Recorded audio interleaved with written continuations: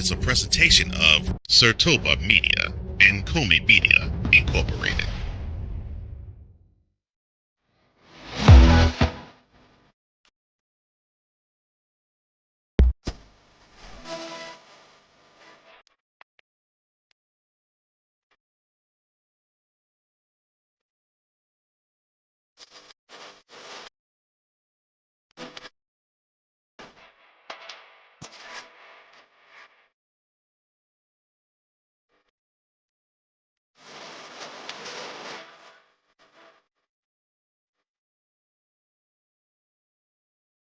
Justin Tucker suspended for the first 10 weeks of the NFL season for violation of the personal conduct policy.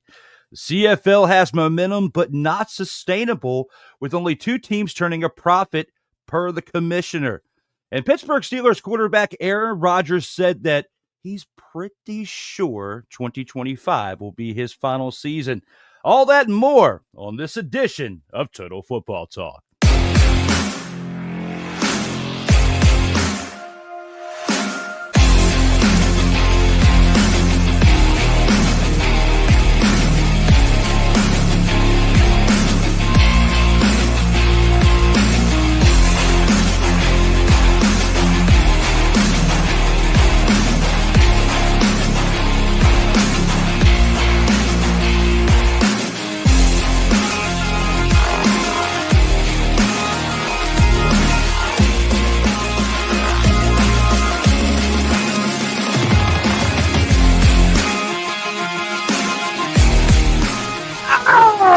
Oh, yeah, it's that time again. We're back for Total Football Talk. Welcome to those of you across the nation and around the mother-fathering world. We have one great episode 90 for you today.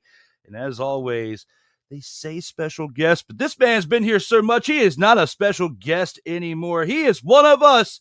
He is back here again for episode 90. Give it up for the man, myth, and legend from No Credentials Required, Belly Up Sports, and many more, Mr. Ryan McCarthy. Oh, I didn't get my intro. Wait for my intro. I've got to bring that from the Total Football Talk extra side and bring it over here. And that was actually one thing that slipped through my task this week, was to take that and bring it over here. So my apologies for that there, sir. But apology accepted. I did the best I could with the verbal intro, though. Thank you, though. I appreciate that. I am honored. I am always honored. As always, I'm honored to be here, part of Total Football Talk. Well, you are one of our brethren here in this program, as we are here for episode 90 live right now. Or if you're watching us in the replay, it's syndicated live stream, whatever you want to call it. Little handsome men, little studs. Come on. That was pre-hair growth. Well, we should say that was pre-pandemic. Man, I got to update my thumbnail right here. But, the look is still the same for the most part. A few things have changed, but some things have changed within professional football. And, we're going to talk about that today. We got the CFL to talk about, recap the past weekend, preview this upcoming week, and, of course, recap last night's game. There was a thriller by the Saskatchewan Roughriders, which I know part of your takes, you're going to absolutely love discussing one of their players here in a bit. And we actually have one of our brethren out here in the comments already. Sick Diggy is live and in action with us, saying, "What's good, everybody?" Hey, it's good, Sick Diggy. Glad to have you here all the way from Norway. That's what makes us an international program. Shout out to Sick Diggy for being here. And for that, we're going to go ahead and get things started and kick this off with the opening drive. All right, let's go. We got trips, right? At 42, 989. On two. Ready? Quick! We're at the opening drive. We've got some games to recap, and we're going to start this off with the Saturday games. Go a little out of order, but I promise people it'll make sense here in just a few minutes. The first game we're going to talk about is the Ottawa Redblacks and the Calgary Stampeders from this past Saturday, 4 p.m. Ottawa Redblacks winning this one 20-12. Dustin Crum, 9 of 22 for 111 passing yards and a passing touchdown. 11 carries for 64 yards as well. I hope I don't butcher this name, but I'm going to give it a mother-fathering shot. Daniel Adebabwe. How Hey, close? good try. Good try. What is it actually? What is it actually? I think you may have gotten it right. I know about Nice! On the first try, that's what I'm talking about. This man who I fumble effed around and found out with his name, 10 carries, 96 yards on the ground, also had 2 receptions for 17 yards and a receiving touchdown. William Stanback, 9 carries, 82 yards as well. That running game was what helped lead this team to victory. Khalil Pimpleton, 2 receptions for 31 yards, as well as Keelan White's, my apologies, 2 receptions for 29 yards as well.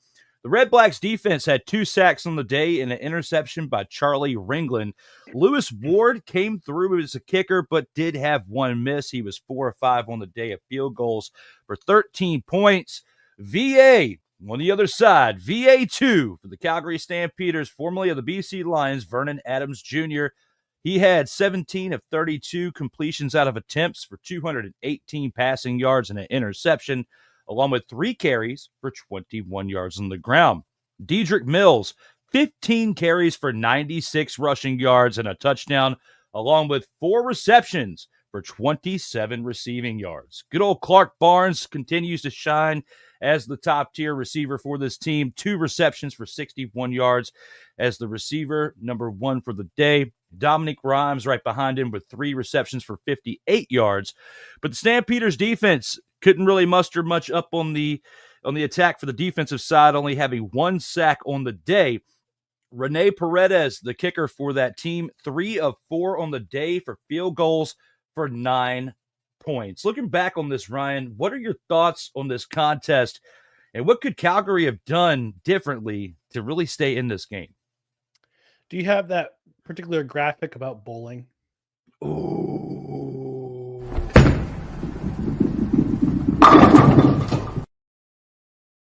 There it is.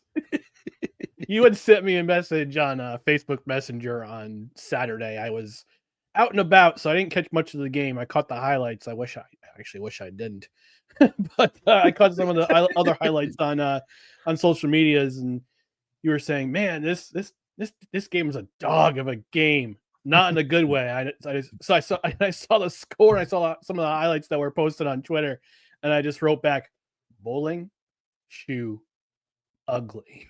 He did. I did. And this was indeed a bowling shoe ugly game. I watched the replay on social media. From what I understand, the Stampeders, Calgary had they had some weather come through. It felt like fall, a kickoff. It felt like a fall kickoff game. 60, not even 60 degrees, wind whipping, rain coming down, torrential downpours at times. So it was not a football game. It was not a game that was, you could say, in the modern sense now, that is conducive to football, because we're so used to, at least in the States, we have retractable roof stadiums, and we have the climate controlled places. And the only place you really get that right now in the CFL is in Vancouver in BC Place. We'll get to that game in a few moments. But I watched the highlights. There's a couple things that comes to mind. Calgary, you got to clean it up inside your own 5, because you had several chances. You had, I think they had two or three drives that got to within their 1 yard line. Ottawa stuffed them all 3 times. You got to punch those in. This game would have been a win for this. This game would have notched in the W column. You'd be 3-0 right now, Stampeders, if you had punched that ball in the end zone. So got to clean up on that end. I know they missed Tommy Stevens, who went to Saskatchewan, to your Roughriders in the offseason. They actually signed both quarterbacks that were in the Stampeders uniforms last year, and Jake Mayer and Tommy Stevens, former Penn State alum. But yeah, I mean, Ottawa's defense came up big when they had to come up big. They forced 5 overall turnovers, 1 fumble. They recovered a fumble. They got an interception out of Vernon Adams Jr., who, by the way, and I noted this to you, has no touchdown passes this year and 3 interceptions, which is a shame, because I think he's a quarterback who's He's been a veteran in this league. He's capable of coming up with the big play. They call him Big Play VA for a reason. Now, some of it might be positive for his team that it's in his uniform. Some of it might be negative for the team in the other uniform. But he's a high risk, high reward guy. And this game had solid stats for individuals. Had solid individual stats, as you said. 17, although 17 of 32 is just yikes. 218 yards and an interception, but he has no passing touchdowns this year so far. So Calgary's got a lot of work to do. It can't depend on Dedrick Mills to do all the heavy work on offense. The passing game has to get going, regardless of the fact that they're 2-1. Last week's game, the week before, in week 2, again against Toronto, was close, and this game was close too. But on the other side, but they got the loss on this side. Ottawa, their defense picked it up. I'm proud of their defense. The first couple of weeks it's not been kind to the Ottawa Redblacks, but their defense picked it up. And Bob Dice is a better head coach than I think a lot of people give him credit for. Came in as an interim head coach a couple of years ago when Rick Campbell was dismissed during the season in 2022 when he was let go, or 2023 when he was let go. And Bob Dice has filled in, is now the permanent head coach, and he's a permanent head coach for a reason. And the defense is a part of the reason why. Defense did pretty well. Offensively, you could tell that they missed Drew Brown. And unfortunately, Drew Brown will be out again this week when they play who they play this week. It's in the rundown here. They play Toronto. They play Toronto on Sunday. Yep. Yeah.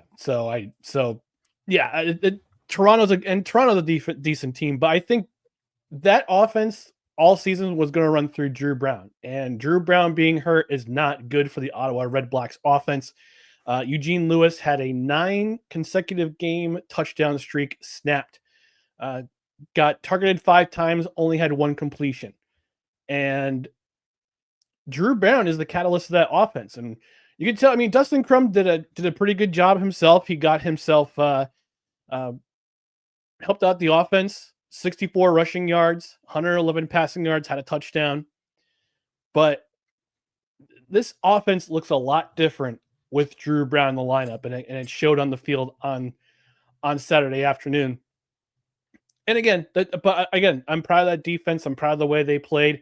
They're not my dog of the week, but they were pretty close. They were 5 takeaways, 5 turnovers. They forced an interception out of Vernon Adams Jr. They forced a fumble. They made 3 third down stops that were huge, especially the ones in the red zone. And they came away from Western Canada with a win. And they're back in the win column, back on the plus side of things. It's only week 3 of the season. It's a long season. It's a marathon. It's not a sprint, unlike the NFL, which can seem like a sprint at times. But this seems like more like a marathon. But I'm happy for Ottawa. They got the win.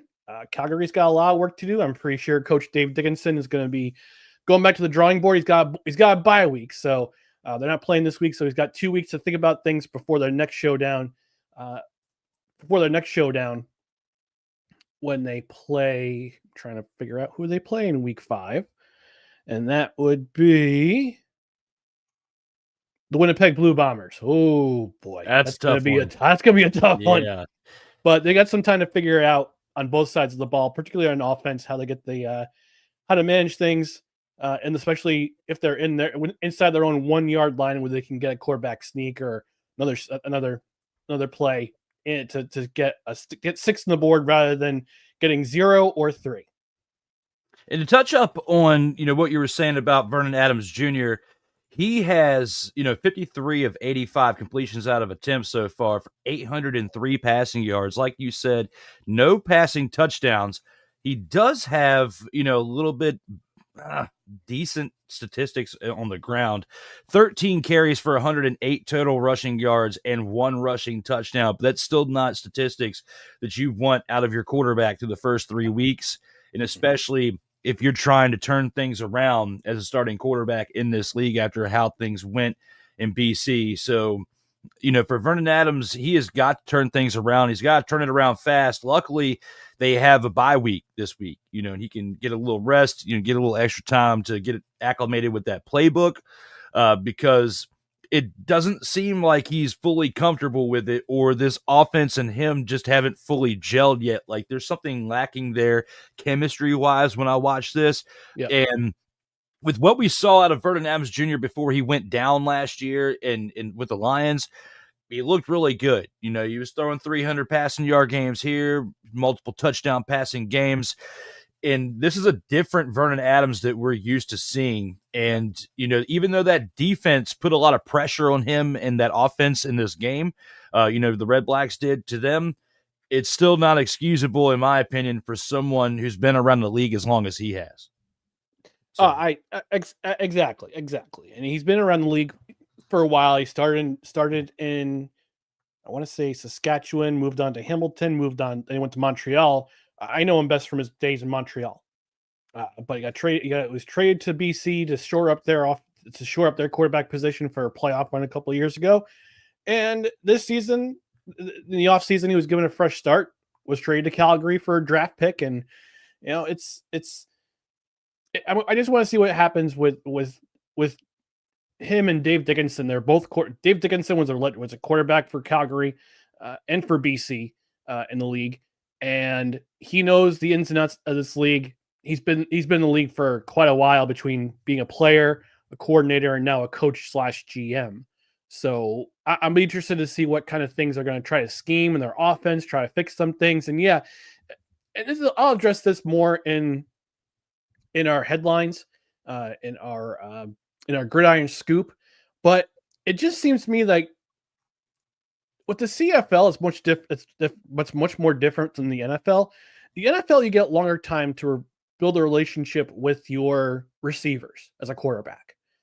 And you don't get that in the CFL. You don't have, and correct me if I'm wrong, CFL watchers, you don't get an OTA like in the NFL. You don't get a mini camp like in the NFL. You get 4 weeks of training camp, 2 preseason games, and that's it. And you kind of wonder why some of the injuries pile up, why the games in, at least in the first month of the season, the first 4 weeks of the season, they don't look like good football. And I'll address that too in the Gridiron Scoop. I might also address it in my closing comments too. But you begin to wonder, why do we have so many low-scoring games at the beginning of this season? I mean, Saskatchewan and Toronto notwithstanding. But you wonder why some teams are better in the first part of the season than other teams, and why other games just look so bad.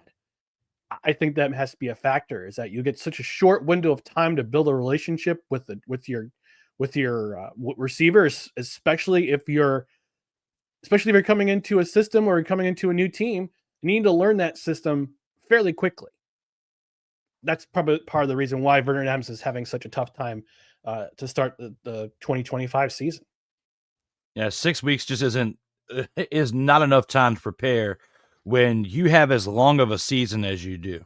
All right. And yes, you get extra bye weeks, throughout, because of the fact that you have 9 teams in the league.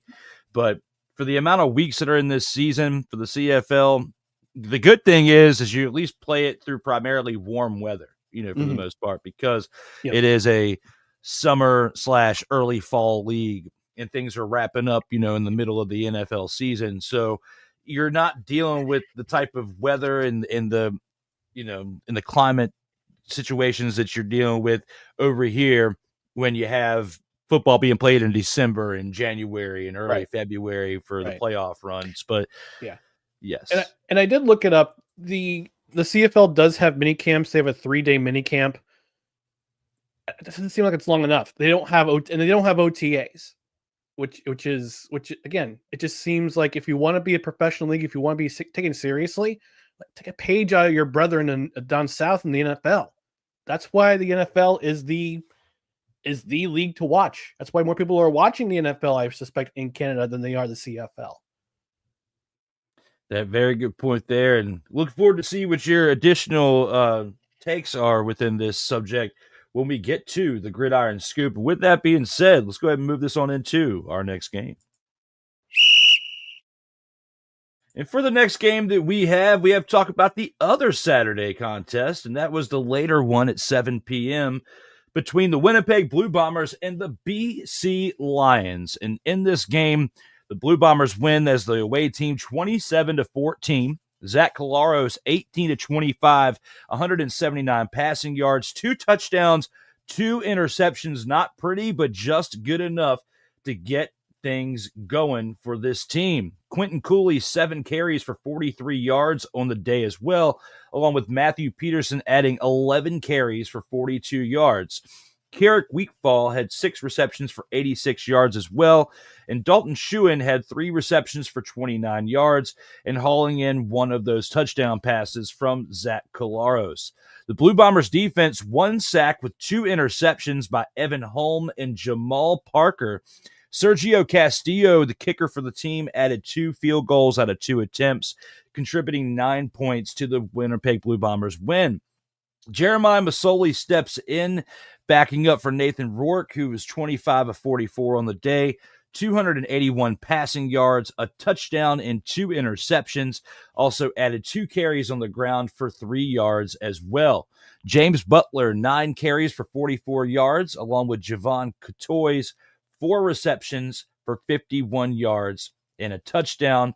Also make things a little bit interesting for the Lions, but they just couldn't muster up enough to get it done, as Cotoy was the leading receiver for this team with those few amount of catches that he had.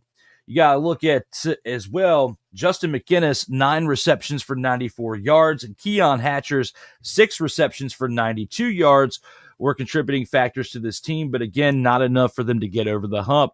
The Lions defense, 1 sack on 2 interceptions. Rob Carter Jr. and Christophe Bailou, hopefully I didn't butcher that, but we shall find out here momentarily. But those 2 added 2 interceptions to the Lions defense. And with that, even though it was 2 interceptions like the Blue Bombers, it just wasn't quite enough to get it going for them, as they still lost by 2 scores. Sean White did add 2 field goals out of 2 attempts like Castillo on the other side, contributing 6 points, but again, a far cry from what the Blue Bombers were able to put up. Looking back on these numbers, Ryan, what are your thoughts when looking back on this game from this past Saturday night? I'm going to need that graphic again, Drew.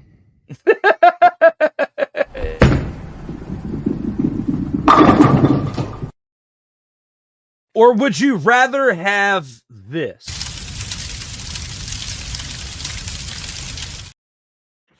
Actually, I think the second one is more appropriate. One more time.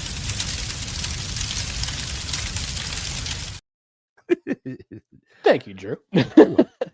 Oh, cool. And for the record, it's Christophe Beaulieu. At least close. I got Christophe right. You got Christophe right. we got to take you to school about these French names, man. Yes, I did not take French in school. I did. You can tell. Yes. Again, another game on a Saturday that I was texting Drew, but I actually sat down to watch this game. I sat down to watch this game. I had one on. This is my night on Saturday, right? On the big screen in my living room, I had the AF1 semifinal between the Albany Firebirds, my Albany Firebirds, and the Salina Liberty Firebirds. Spoiler alert, Firebirds won. They're on their way to the AF1 championship, which will be played tomorrow afternoon at MVP Arena in Albany, New York. That's right. Are you going? I'm going to go. Yeah. Nice. You know what? I have never missed an Albany Arena football championship game. I went to the Firebirds in Arena Bowl 13 in 1999. That was 2 days after my 22nd birthday. I went to as a member of the press. I was a member. I saw Arena Bowl 32, the last one of the official Arena Football League in 2019. I covered the game as a member of the press. Same for 2021, 2022, 2023. We won't talk about. It involves a certain former Pittsburgh Steeler, New England Patriot, Los Angeles Raider, and Tampa Bay Buccaneer, who is currently on the run from the cops. And And I watched the Arena Bowl in last year's iteration of the Arena Football League from the American Dream. It's the American Dream Mall in East Rutherford, New Jersey. They played it at the American Dream Mall. That's when the Firebirds were played. They played last year. And now the new league, AF1, they finished 10-0 in the regular season. They're trying to make professional football history as the third or fourth team to finish with a perfect season and win their championship. Nice. So I've never missed a game as a member of the media or as a fan. And this one you're going as a fan, though. I'm going as a fan this time, yeah, because I didn't cover the team this year. I was doing my certification with the craft brewing, so I'm gonna pay my way in, which is fine. But I'm gonna go. But let's talk about this game. So I had Arena Football on my big TV. I had on my laptop, thanks to my VPN, watching in the browser, on CFL Plus. I watched this game. Man, the final score does not reflect what happened on the field that night between the Blue Bombers and the Lions. We can talk about the Blue Bombers. I've seen some fans, some CFL fans in some shows in the chat getting all haughty about, the Blue Bombers, this team's going to start to fail soon. They're going to reach a peak, and they're going to fall off a cliff eventually. No, they're not. Last year they got off to that horrid start, starting at 0-4, then pretty much ran the table the rest of the way on their way to the Grey Cup, and didn't win the Grey Cup, but let's just say they were a lot better than they were the first 4 weeks of last season. This year, they're out to start much differently. They're starting their story much differently, and it's reflected in this game. It's reflected in the first 2 weeks of the season and last night's game, which we'll talk about a little bit later. But they imposed their will from the get-go, from the jump, with this BC Lions team. And we talked on social, we talked on Messenger about this game, and I just said, this Lions offense looks a lot just like Ottawa, just like the Redblacks, look a lot different with Drew Brown in the lineup. This BC Lions team looks totally different when Nathan Rourke's on the sideline. Nathan Rourke's been fighting a calf injury. I say good on them, because calf injuries can lead to an Achilles injury. I've seen it in the NFL. I've seen it it was notorious in the NBA playoffs this year. You had 3 superstars go down with Achilles injuries, even though they played with a strained calf. You need your calf to support your Achilles. So an Achilles injury to Nathan Rourke would be disastrous for the BC Lions, especially with the amount of money that they're paying him to be their quarterback for this team. But I'd rather him be healthy and be in the lineup healthy and be the better leader for this team than go on the field with a strained calf and blow out his Achilles, because that would be disastrous for this BC Lions team. That all being said, Jeremiah Masoli, Jeremiah Masoli has had so many bad things happen to him throughout his career. From Hamilton, he tore his ACL. I think he tore his ACL twice. He blew out his Achilles tendon in Ottawa as a member of the Ottawa Redblacks. And also, while he was on the sideline, got run over and suffered another injury on the sideline, not even playing the game. He's just supporting his guys, and he got run over. And it's like, this guy's streak of bad luck is terrible. But good on him to keep things going, keeping the dream alive.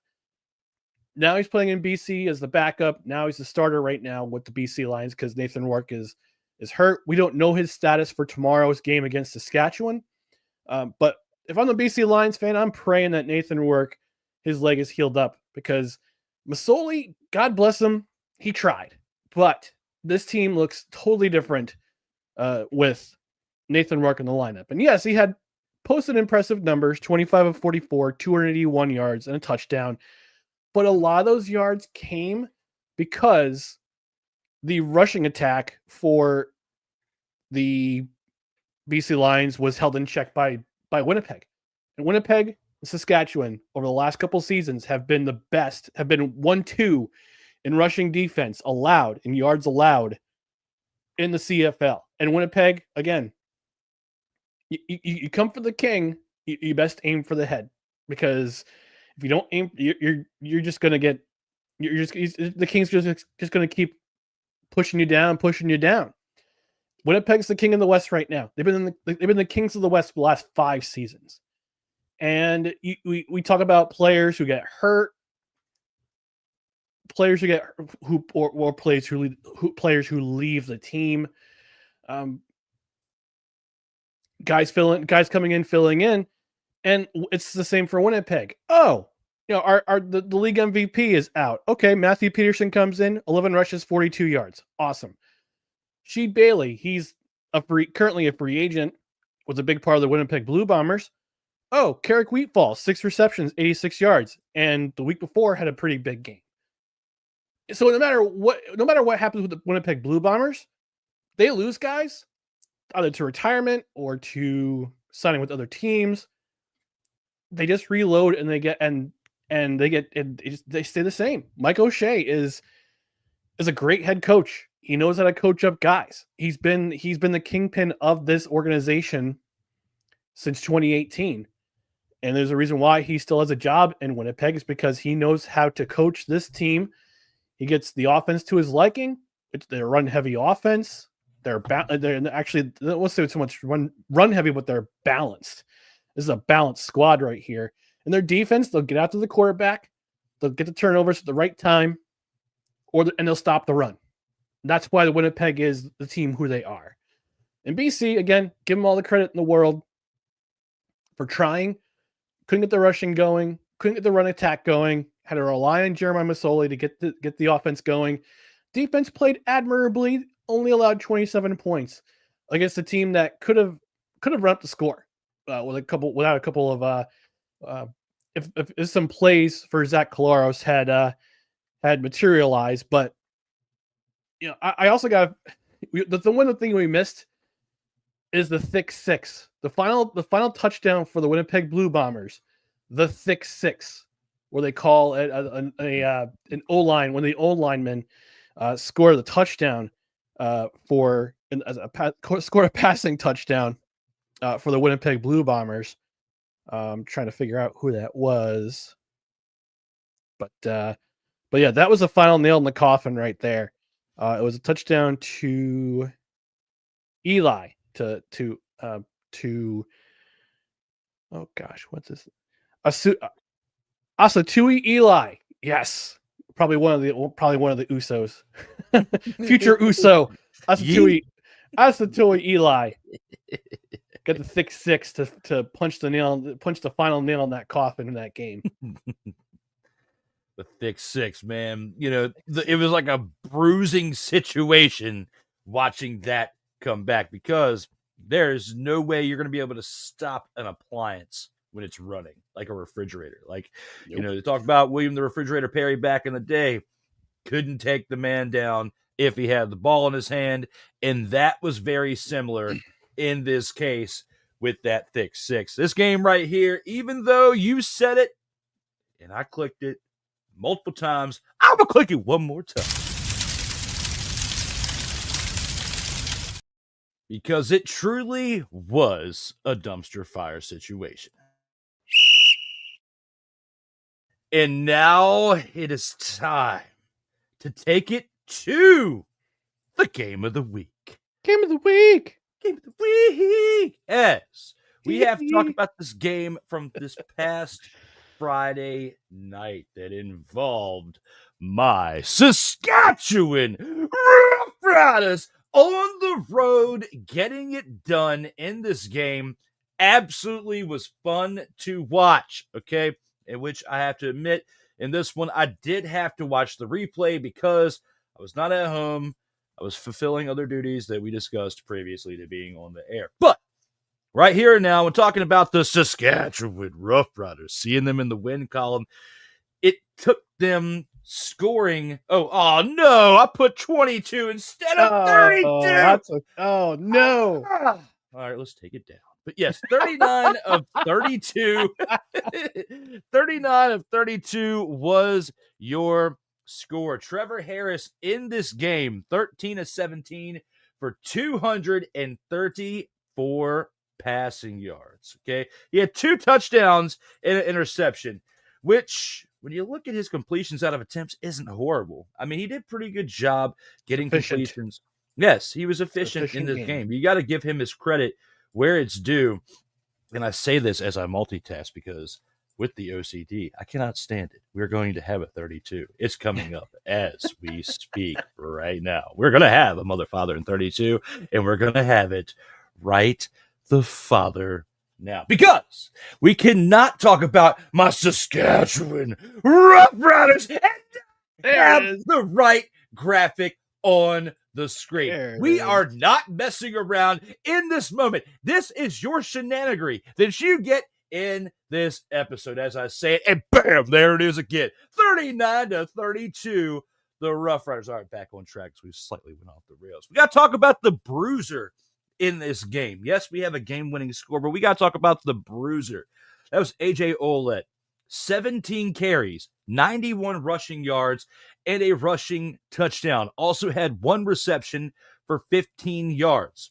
Tommy Stevens, you talked about him being moved around earlier. 6 carries for 30 yards on the day and a rushing touchdown. Dante Myers was absolutely huge, even though he only had 4 receptions.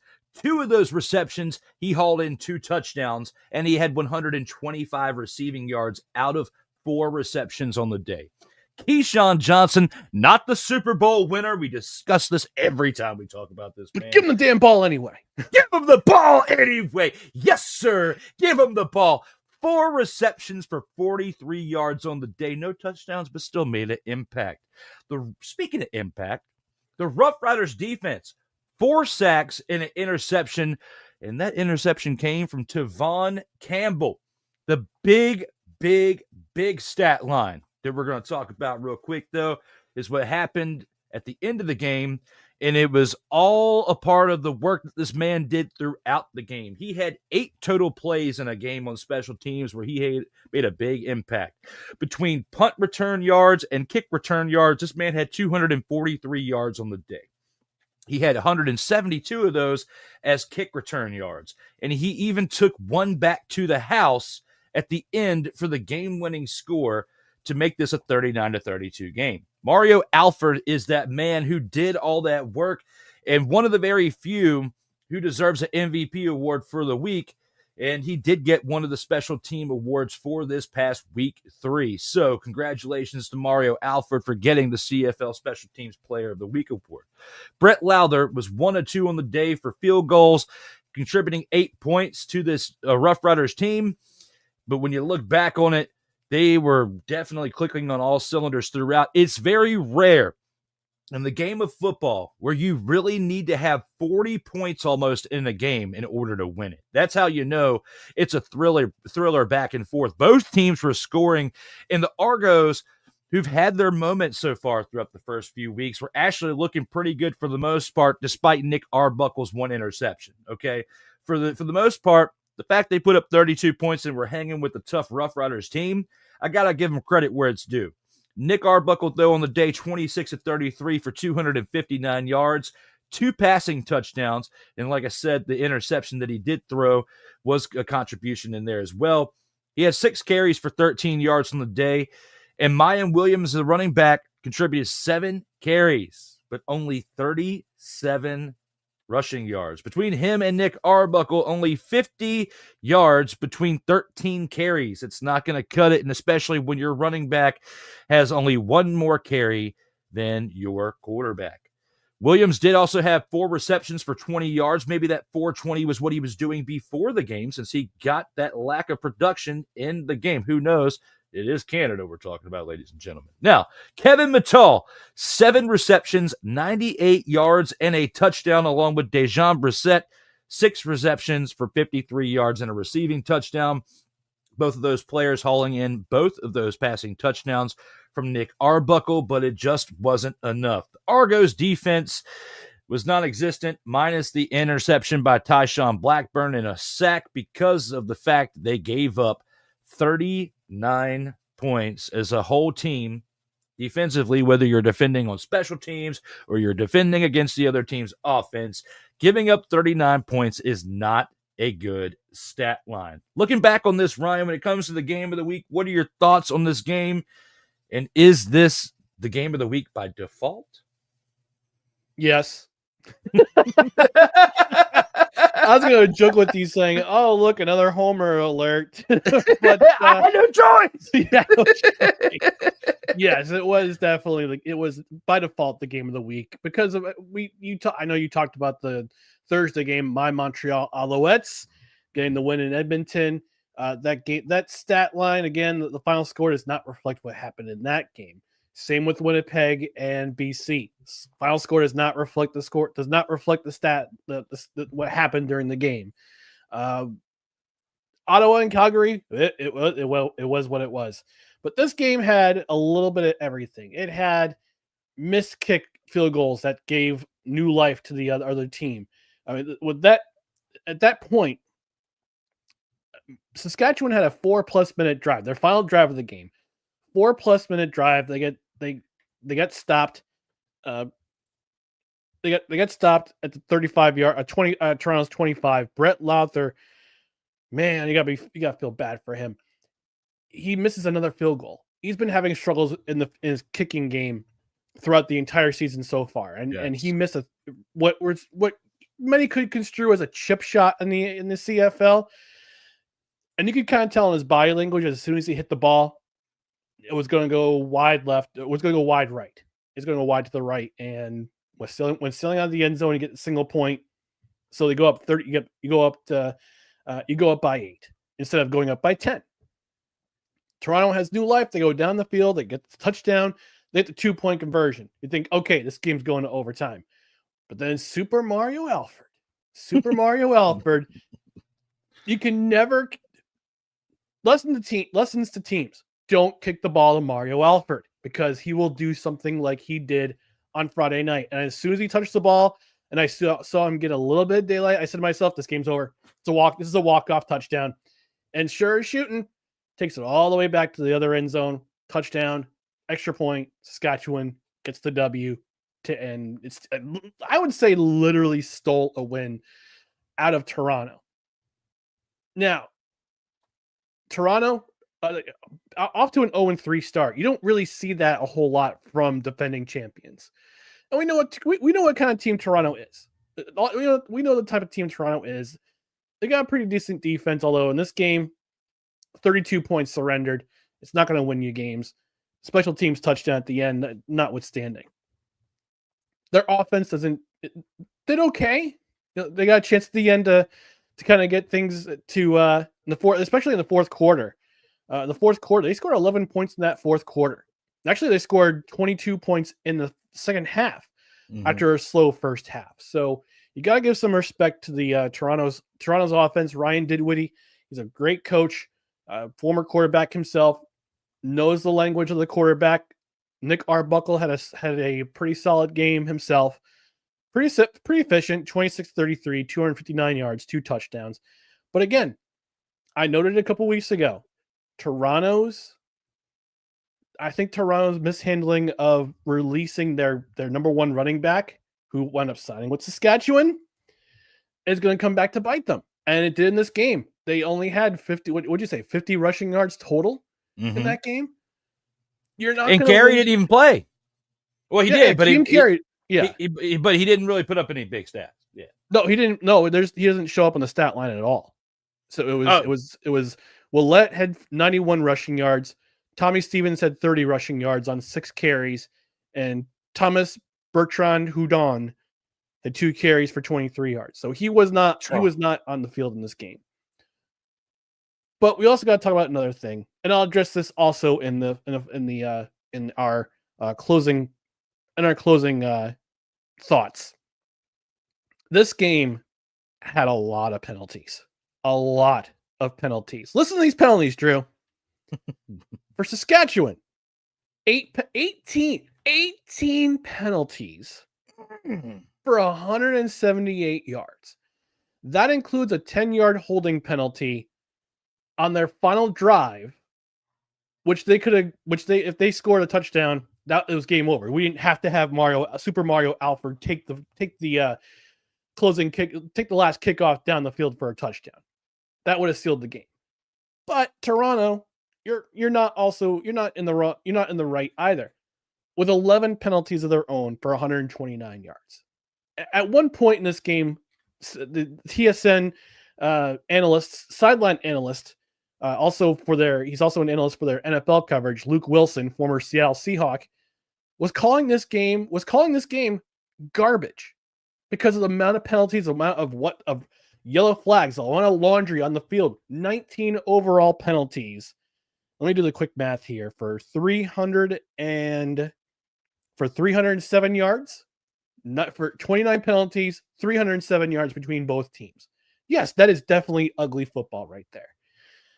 But Saskatchewan, they played great on offense, had a great rushing attack, 144 yards on the ground compared to 55 for Toronto. Toronto's rushing offense is abominable. They should, that decision to release Kadeem Carey after their second play, as soon as camp ended, is going to come back to bite them in the butt, and it's showing right now. They're not even rushed. They're not even. I don't think there's been a game this year they've had 100 rushing yards total. They had 55 in this one. But again, granted, you're playing against one of the best rushing defenses in the Canadian Football League in the Saskatchewan Roughriders. Again, Saskatchewan, Winnipeg, 1-2 in rushing yards allowed. They're both very good against the run.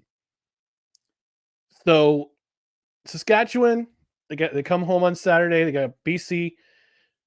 A lot of question marks in that game. Toronto, they got to regroup and play Ottawa on Sunday. We'll have to travel that far, but you want to avoid an 0-4 start in this league, especially. I mean, last year Winnipeg was an anomaly, but for defending Grey Cup champion to start 0-3 and possibly start 0-4, it's a tall task for your team to come back from an 0-4 start. Winnipeg did it last year, but that's Winnipeg. They're the Winnipeg Blue Bombers. It's a different team. I'm just kind of confused about this Toronto team and how they're going to fare if they start 0-4 to start the season. There's no way they can come back without a running game. And not without a running game. Literally their Achilles heel right now is what's happening with that. You've got to have the ability to establish the run. On top of that, Chad Kelly doesn't come back till week 7. Is he suspended again, or is he just hurt? No, he's on the 6-game injured list to start the season because of his ankle injury that he suffered in the East Final. He's still recovering from that. And Ryan Dinwiddie came out and said, he's not available till week 7, which is going to be even more. It's going to be even more of a daunting task if they start 0-4 and possibly start 0-6. For defending Grey Cup champion to start 0-6, that's unprecedented. They don't have a bye week in that first 6 weeks. Let me double check. They would be. I think that they do. I think they would be 0-5, but still, that you cannot start a season that way. Regardless, I mean, yes, I was throwing shade at the Blue Bombers last year for how they started, and they came back. But the difference between the two is they started to click on all cylinders in all 3 phases of the game, as to where they were struggling in those phases to start the year out. You cannot have 55 or less yards in a game averaging and expect to make a turnaround. There's no way. And just like you said, you let go of your number 1 running back right at the end of camp, start the season, and that's somebody else that you could have had helping you establish the run. Even if collectively through 2 or 3 running backs it takes you to get 100 yards in the game, you still establish the run, you still move the chains, and you set up other plays in the process. And when you don't have somebody like Kadeem Carey, who I wouldn't say he's being wasted on the other team, but he's kind of getting lost in the shuffle a little bit because you have other talent that can actually carry the load. But also, he probably isn't fully comfortable with that playbook yet because he hasn't been here that long. He's still learning his way within that offense. Yeah, I will say this. AJ Ouellette has a history of injuries, so especially in the middle of the season. So if Willett gets injured, you've got a capable backup, so to speak, in Kadeem Carey, who can, no pun intended, carry you into good places. I looked at the schedule. I'm taking a look at the schedule for the Toronto Argonauts. They actually have a bye week in week 6. So technically, Chad Kelly could come back in week 7 in Montreal, where he broke his ankle last year in the Eastern Final. Hopefully it's not deja vu and a redemption story is what we see. And then it's back-to-back games, a home and home with Winnipeg, weeks 8 and 9. So you're potentially, if you don't beat Ottawa this week, and you don't beat Hamilton in week 5 and Montreal in week 7, you're going over into a back-to-back with Winnipeg. And they're on a revenge tour from last season with how last season's Grey Cup ended. Well, it'll be interesting to see how that all pans out. But I think we're both in agreement that whether you're winless, if you're winless by the time Chad Kelly comes back, I don't think he's going to be enough to turn this around. And by that point, you're fighting a losing battle, and you still have a long battle uphill to go to the mountaintop from where you were in comparison to last year. So a long road for them. Arbuckle is not quite getting it done, but he's doing his best. I mean, he's still got over 30 passing attempts per game, and we'll see how things pan out for that team. With that being said, we still have one more game to recap in this opening drive. Let's go ahead and take it on into last night's game, the Thursday night game. And here for the Thursday night game, we got to take a look at a team that can't even buy a victory, the Edmonton Elks. As they put up 23 points in this game. But that's literally how it is, my man. This is absolutely trash to watch. I mean, the Edmonton Elks, I mean, I said it last week. I expect the Blue Bombers to win unless they literally all get the flu or something, because there's no way that the Elks are winning this game on the road. Zach Collaros was great last night in comparison to what he was last week. 25 of 30 for 179 passing yards. The yardage, don't pay attention to that. It's the 3 passing touchdowns you really need to pay attention to, along with the fact that he had a carry for 13 yards and a rushing touchdown. So altogether, the man contributed 4 touchdowns to those 36 points for the entirety of the team. Matthew Peterson had 12 carries as well for 65 yards as the leading rusher, and 3 receptions for 11 yards as well. Nick Dembski added 5 receptions for 97 receiving yards and hauled in 2 of those 3 passing touchdowns by Zach Collaros. Garrick Wheatfall shows up yet again with 3 receptions, 62 receiving yards, and a receiving touchdown. The Blue Bombers defense last night, 3 sacks. Not statistics to look at and get royally excited about, but the fact that they were able to do that and contain a very easy team to contain, but they still contained them, did their job, all right? Sergio Castillo continues to do great as the kicker for this Blue Bombers team. Perfect on the night, 3 of 3 in field goals, contributing 12 of those points for the 36 total for their victory. Trey Ford on the other side, not horrible numbers, but just not enough to get it done because of what he's working with. You've got 18 of 29 completions out of attempts by Ford for 252 passing yards, had 1 passing touchdown on the day and a carry for 6 yards, adding to his numbers. Justin Rankin, 7 carries for 30 yards, and Javon Leaks, 7 carries for 42 yards. Combined had 72 rushing yards. But when you don't have much else going in the running game and you got to rely on a backup quarterback, Cody Fajardo, to get 1 carry for 1 yard and get that punch-in touchdown, it's not going to be enough, and it speaks volumes for how much you trust that running game. Keon Julian Grant had 5 receptions for 115 receiving yards, and hauling in that lone touchdown pass by Trey Ford. Stephen Dunbar had 5 receptions for 55 yards as well. But again, not enough production to help this Elks team get over the hump against a really good Blue Bombers team that has been clicking on all cylinders since this season started, literally. Elks defense had 1 sack on the day, but that was literally it. They were non-existent besides that. And Vincent Blanchard contributing, though, probably one of the bright spots for this Elks team, just like Castillo on the other side, perfect on the day for field goals. 3 of 3 on field goals, contributing 11 points. Looking back on this game from last night, I don't think it requires a bowling shoot ugly or a dumpster fire graphic, but at times, do you at least think it flirted with it? I watched the highlights this morning. Edmonton certainly had chances to win this game. But there's a couple of things you cannot do.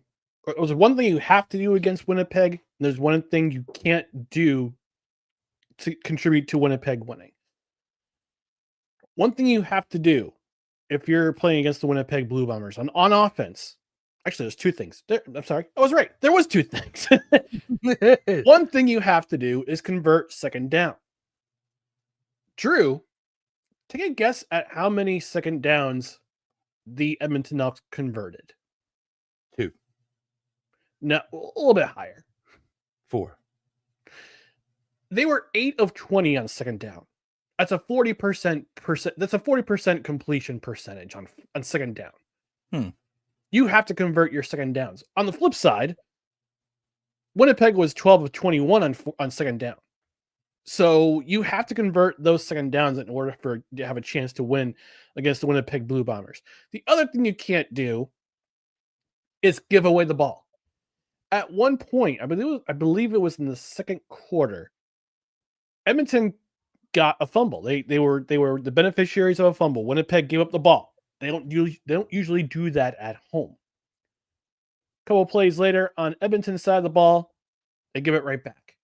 You can't do that against a Winnipeg team, a seasoned team like the Winnipeg Blue Bombers, because they will absolutely destroy you by scoring a touchdown or bleeding the clock with their running game or getting a field goal to go up multiple scores. Edmonton certainly had their chances to win this game. It certainly did. I mean, it didn't look like that. They converted. They got a touchdown in their first series of the game. Winnipeg, they got it right back, and then they scored 17 points in the second quarter. Zach Collaros had 3 consecutive passing attempts go for touchdowns in the first half at one point. That's how good Zach Collaros was playing last night. Only 5 incompletions. Didn't have a very sexy stat line in passing yards, but he did enough to help his team win, especially towards the end of the game where he had that marvelous out of nowhere run, that one rushing attempt for 13 yards for the touchdown. You see a 36-year-old Zach Collaros rumbling, bumbling, stumbling into the end zone and helped Winnipeg and helped his team, this Blue Bombers team, basically put the nail in the coffin of this game of the Edmonton Elks. Edmonton, I'm surprised that they're rushing. They actually were they only outran the Elks by 1 yard. They had 94 yards rushing on the ground compared to 93 for the Elks, which is pretty effective. I mean, you got Trey Ford, who's a dual threat at quarterback with both with his arm and with his legs. Had 1 rushing attempt for 6 yards. No, not a big deal, but for the most part, Edmonton contained the running ability of Trey Ford, and they also sacked him. They also wound up sacking him. Did they sack him at all? Yes, they had 3 sacks. They had 3 sacks on Trey Ford, which is kind of tough to do because he's pretty elusive in the pocket.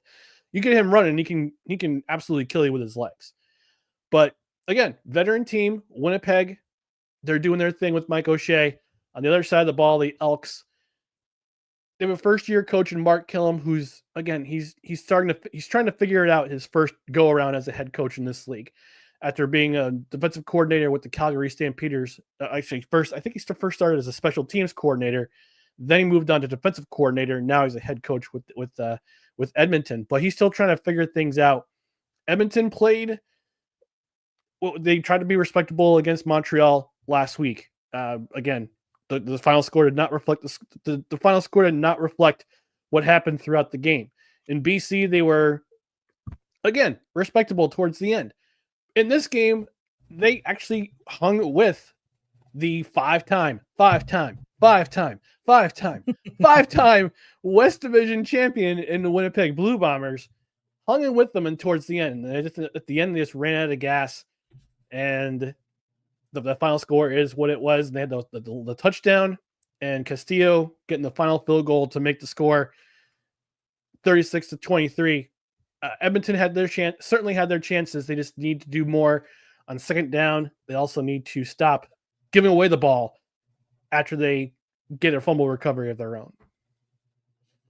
Beautiful breakdown. And with that, this game right here, it's like you said, the Elks had multiple opportunities to win this game. They just couldn't make it happen. And, even though they are continuing to struggle as they have in recent history, it looks like there's a little bit of light at the end of the tunnel.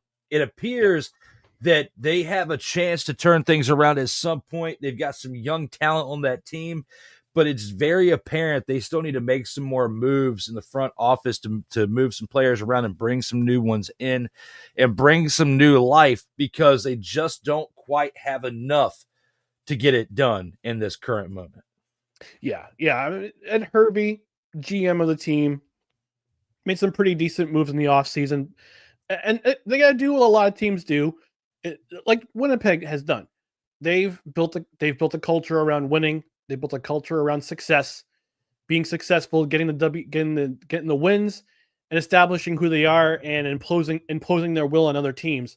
I think if they play their cards right, they get the right personnel in there, they make the right decisions in coaching, especially with Mark Killam, first year as a head coach. You got to give him a little bit of grace. And yes, Edmonton's history over the last decade has not been great, but things can turn around, and it can turn around pretty quickly in this league. And if they play things right, their fortunes can change dramatically.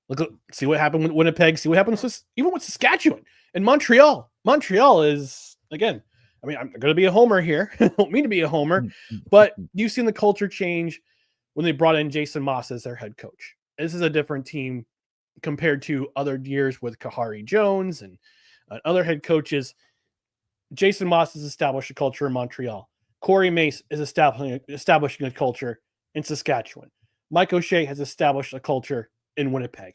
I think Mark Killam can do the same thing in Edmonton. And you can argue the same for Dave Dickinson in Calgary. Not last year notwithstanding. That was the disaster. We've beating those dead horses for a while, but yeah, if you can establish a culture of winning, you can start doing it now for the rest of the season. Edmonton's close. They're not quite there yet. They're close. But until they get a little bit closer, Edmonton fans remain comfortable with taking the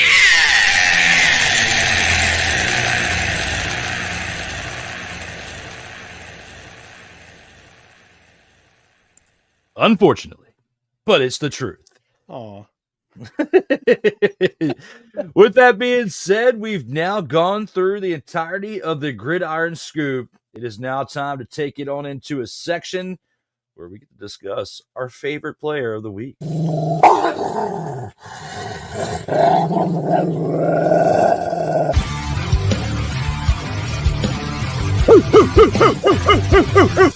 Where my dogs at?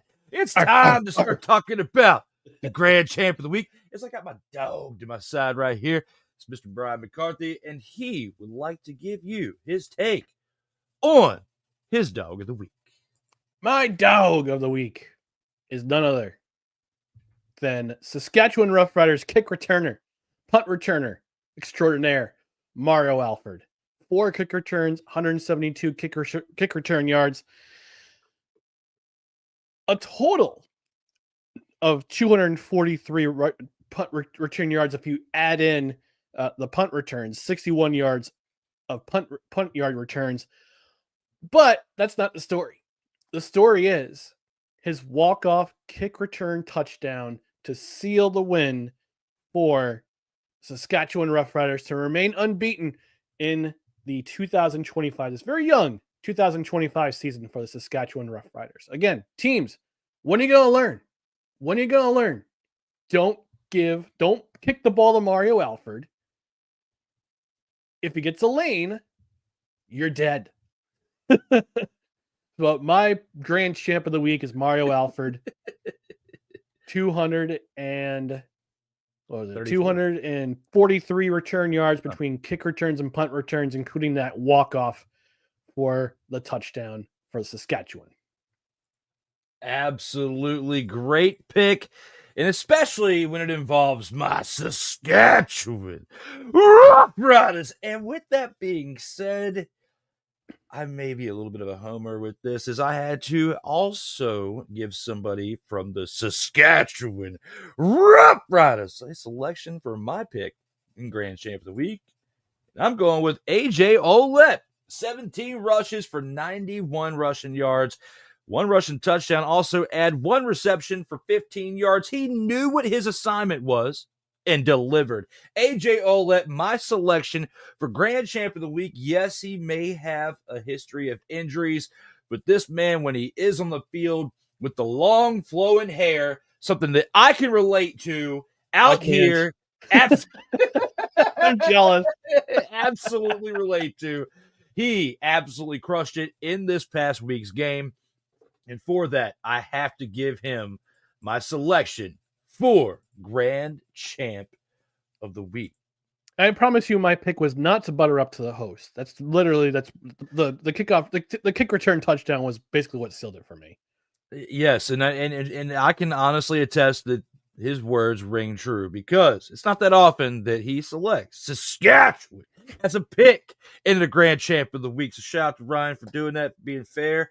I, however, will admit here candidly on camera that my pick was the homer pick because of the way Saskatchewan has been played. It just warms my heart. Speaking of warming hearts, we got to give a shout out to the fans real quick before we go into the next segment, because we got some comments we got to acknowledge. We got Mickey Delaney in the house saying, "Hi, Drew, and hi, Ryan." What's up, hey, Mick? Mickey, what's going on, buddy? Long time no see in the chat.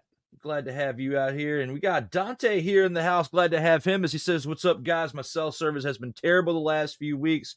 It's understandable, brother. I get it. You know, here on the East Coast, Ryan knows about that East Coast cell tower action. When you're on the road and when you're moving around out there, it's not always the greatest. So, and when you're dealing with weltering heat out here, all right, can smack down that cell service a little bit. I work in IT. You do a little bit. You know the effects of weathering. Well, you used to. You would know the effects of how weather can affect technology. It also says, "Sick, what's up?"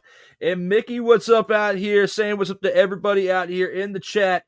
Thank you, as always, for tuning into this live, as we have a great show ahead. Now, with that being said, even though we've got some more things to talk about, we're going to go ahead and take a quick commercial break. And when we come back, we'll see you guys here on the other side.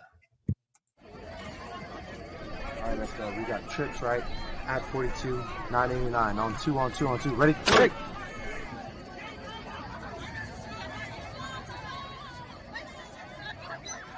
We're just getting started. Total Football Talk will return right after this.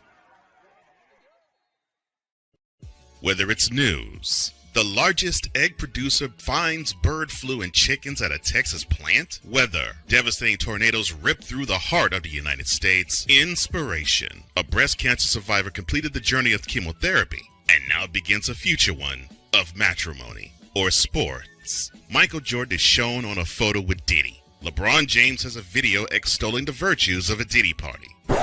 This has been yet another beating a dead horse presentation. We got you covered. BS3 Network, in association with Comey Media Incorporated, proudly present The Morning Shift with Cole Johnson. Live every weekday at 8 a.m. Eastern, 7 a.m. Central.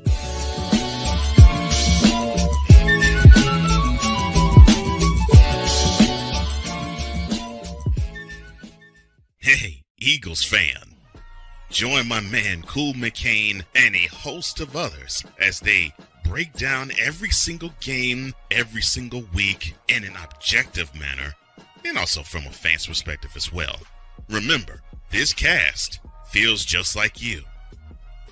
Nobody likes you. And you don't care. Fly, Eagles, fly. Eagles Elite Podcast. Every Wednesday at 8:30 p.m. Eastern on YouTube and other podcast outlets.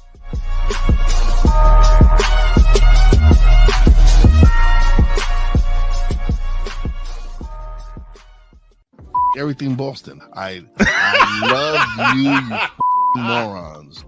New Kids from the Block, New Edition. Dear whatever the law firm is. Sincerely, the U.S. Supreme Court. Ben Affleck.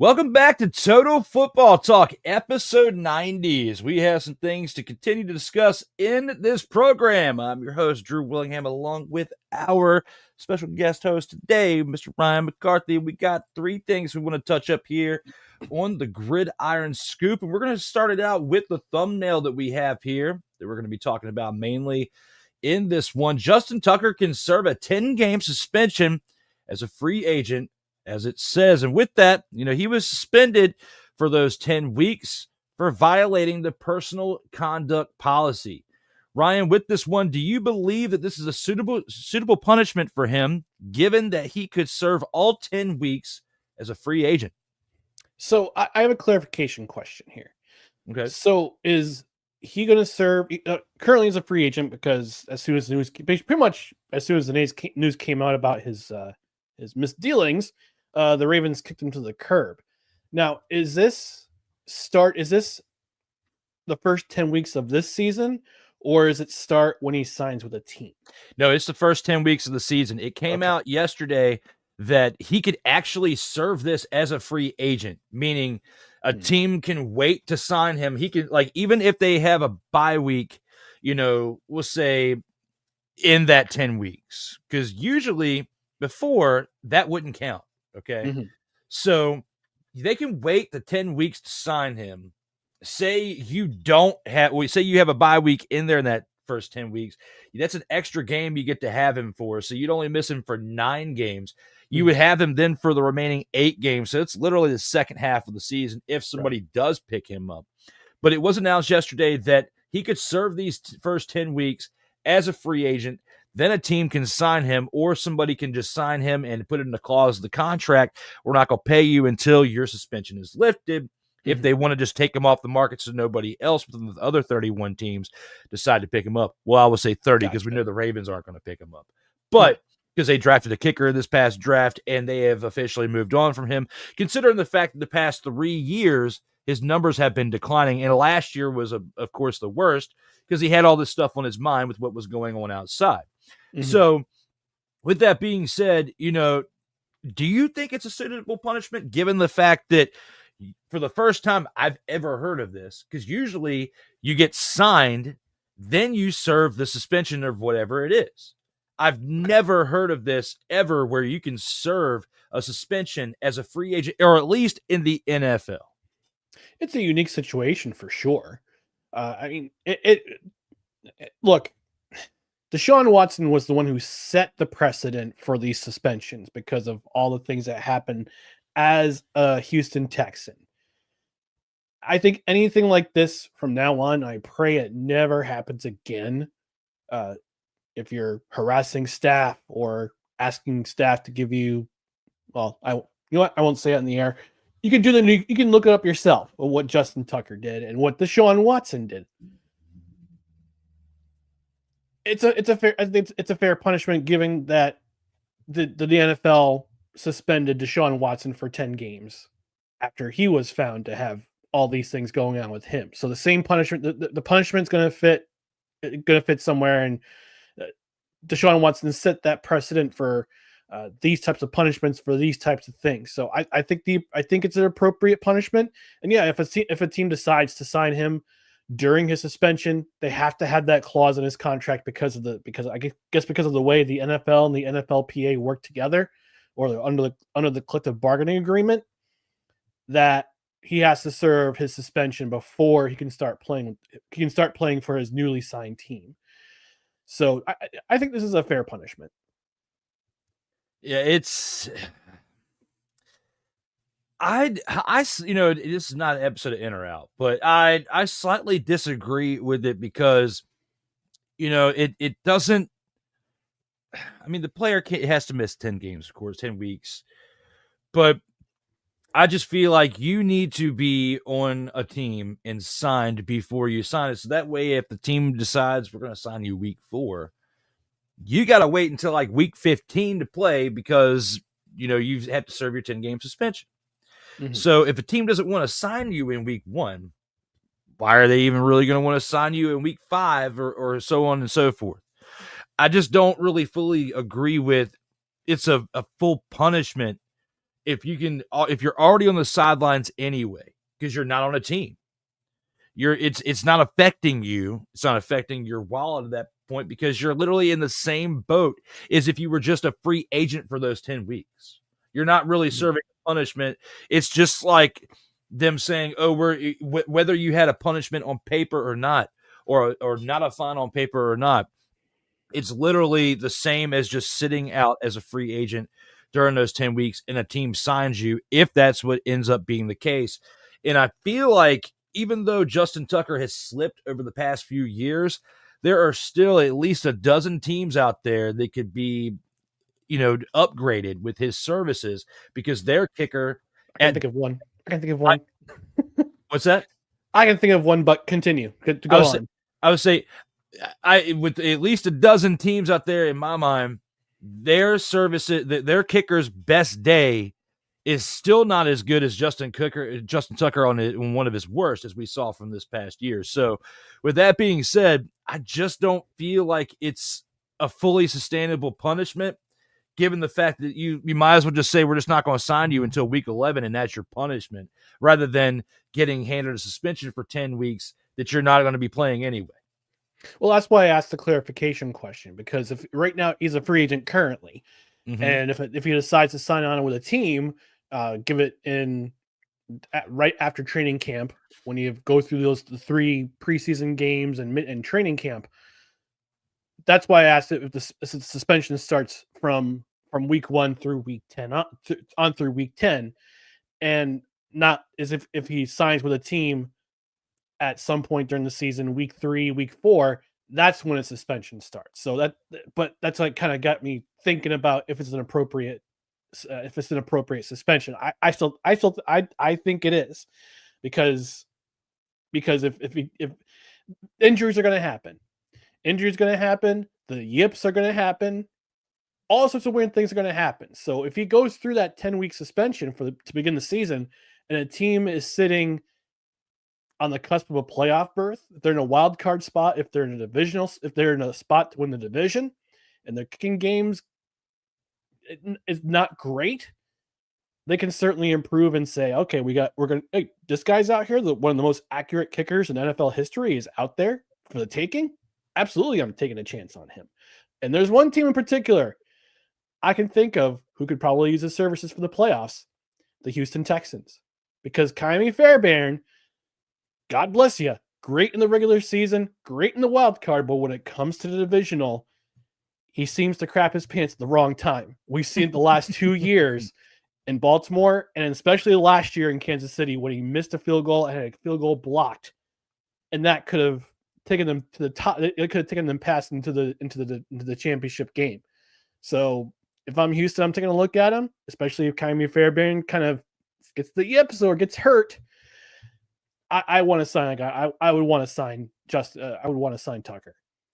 And Dante even brings up some really good points that I want to bring up on screen here just to share with everybody. He says, It's kind of dumb. Not going to lie. How about signing a questionable signing can add an additional salary cap? For example, 1 year, $1 million cost, the signing team $4 million on a salary cap. So you're getting him at a cheaper rate too, because it's a prorated deal. And I mean, whether a team signs him today and says your salary is prorated, it doesn't take an effect till week 11 because you're going to be suspended anyway. It doesn't make sense for us to pay you for doing nothing, but we're going to sign you because we want you week 11 through week 18 to end the year. Okay. So yes, I guess it's a possibility, but I feel like he's gonna sit there as a free agent literally until week 10, week 11, and then somebody brings him in. And yes, he says he will have fresh legs. Absolutely, he will at that point. But the risk that you take with him sitting out as long, just like we were talking about earlier with the CFL having limited preparation before the season. Who's to say, I mean, yes, you can work out on your own, but it's still not the same as team workouts. Who's to say he goes out there week 11, pulls a hammy, tears a quad, whatever, out there trying to boom a 50-yard field goal, and he hasn't really had game action or practicing of game action, in practice for all those weeks, no training camp, no OTAs, no work with the special teams, especially where, it's different going from a position player on offense or defense from one team or another than it is as a kicker, because you literally have the same job. You line up in the same positions and you do the same thing that you would do on special teams for the other 31 teams in the NFL. However, the repetition, the preparation, the things you would do in minicamp, OTAs, preseason, and in those 10 weeks leading up to it, not just in the game, but the whole week of practice before. Yes, you may have fresh legs, but they're also going to be legs that haven't had the right amount of work that you've had throughout the entirety of your football career. And I think we're not going to even see half of what Justin Tucker was last year as a result of that. Dante also says, just thought about if a kicker goes down by week 10 or 11, he can get a bag and possibly a ring. Yes.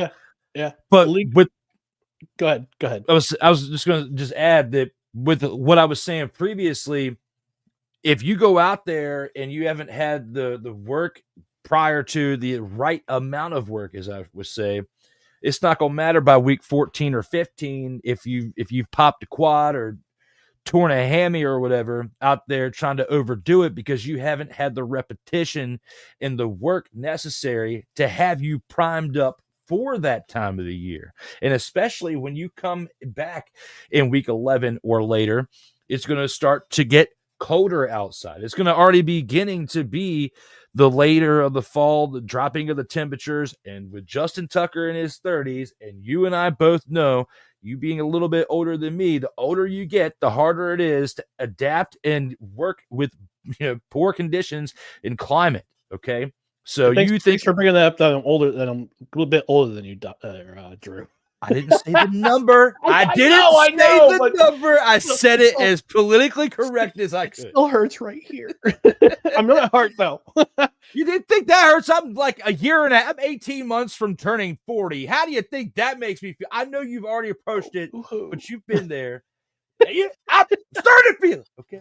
I'm starting to feel it. Okay. My body's already in the age of 40, considering what it's already been through. But I digress. Yeah. So I was just about to say, the league minimum for a kicker with 7+ years of experience is $1.255 million. So you could prorate that contract and save a bunch in the salary cap. And as Dante said in the chat, you could possibly get the bag and a ring, which is why I think Houston, again, climate controlled place that is Houston, would benefit somebody like who's a little bit older, like you said. Don't have to deal with all the cold weather and all that stuff. Let me take a look at the Texans schedule, 2025. Houston Texans schedule. I don't think Cole wants him to go to his team, though. You got rid of one. I understand that. We're gonna get this again. Oh yeah, Justin Tucker's part of my. He'll be reaching for the towel. Oh yeah, get the music playing in the background. Yeah, so here's what the Texans schedule looks like from here on out, from week 10 on. So week 11 at Tennessee, week 12 home against the Bills. Thank God it's not in Buffalo. Mm-hmm. Week 13 at Indianapolis. Week 14 at Kansas City. Week 15 at home against Arizona. Week 16 at home against the Raiders. Week 17 at the Chargers. Week 18 at home against Indy. So you got 1, 2, 3, 4, 5 games, 4 of them being at home that are in climate controlled places. So it wouldn't be too awful to get his services if, again, Kaimi Fairbairn's game goes to heck. It'll definitely be interesting to see how that pans out if they end up making a move for bringing in one massage therapist disobeyer to another in this situation. What are you doing, Justin? Come on. That would be wild. But we got to give a shout out to my man Corey Mann out here from The Grind. Make sure you check out his episode tomorrow. It actually usually is around 4 p.m. Eastern time on Saturdays with the one up, but tomorrow it's going to be around 11 to 12 o'clock because tomorrow's PLE will actually be going on at the time that his show normally would be on. So he's going to have it on a little bit earlier tomorrow, sometime between 11 and 12 o'clock. Well, thank God World War III got postponed so the WWE can have their premium live event in Saudi Arabia. That would have been wild had that been the case. Oh, man, they would reschedule for probably go to Las Vegas again. At Allegiant Stadium. Amazing. Corey does ask, would Tuck even be worth that $1.255 million? He was not the Tuck we've known last season and a half. Very good question. It's a great question. I mean, what have come out been on the back of his mind the last season and a half, which is why we haven't seen the ice cold veins, the cold blood, the cold water veined Justin Tucker that we have been accustomed to over the past decade. Could have been. He was I wonder if this would be appropriate to say considering the Diddy case that's going on, but I wonder if he had lubed up veins and a little bit too much. And wow. That's why he was unable to concentrate. Well, they only wore white away from the stadium and they're in away games.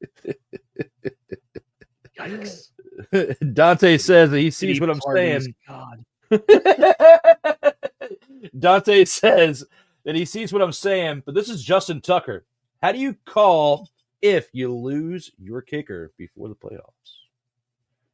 How don't you call if you lose your kicker for the playoffs? No, you got a very good point, and I think teams will, and they will be fielding calls for him, and he'll go somewhere. My thought is just like Corey said. For the last year and a half, he hasn't been the same Tucker that we've seen. And for that, you have to take that into the equation. Yes, he's going to get that guaranteed, league minimum because he's been in the league as long as he has.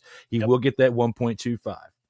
It's still a lot better situation to pay him 1.25 than you're paying the other massage therapist abuser who gets paid way too much money to sit on the sideline, regardless of the injury. When you go back to how he was playing before the injury, was literally robbing the bank. So I would much rather take a chance on a league minimum player who already has a Super. Well, no, he doesn't have a Super Bowl. No, yeah, he does. Was he? He was a rookie the year that they won, right? I want to say, please, Tucker. Real-time research at work. I believe he was the kicker. I could be wrong. Yep, Super Bowl champion. Yep. Yeah, so he was, and I think it was his rookie year or the year after because his rookie year because him and Flacco came in relatively around the same time. Flacco maybe a couple of years before him. But still, regardless, you have a Super Bowl championship that brings you clout. Before the last 18 months, you were literally regarded the greatest kicker, of this era, presumably of all time, because most accurate in history, because of how accurate you were. it's still an argument between him and Vinatieri because of what Vinatieri's resume is, but at least, like you said, the most accurate kicker of all time, that does weigh in on the discussion of should we sign the guy or not. And $1.25 million for a minimum contract is worth the risk, especially if you're a team that has a struggling kicker and you have a real chance at making a playoff run. So, and besides, the salary cap doesn't really exist in the NFL. Come on. He said Tuck was oiled up like a WWE superstar before going out onto the field. Wow. We'll throw a tarp down and have a slip and slide. ain't no party like a massage parlor party, because massage parlor party will get you hurt. Is Watson's robbing of the bank worse than Jamarcus Russell? No. I disagree, though. I will say yes.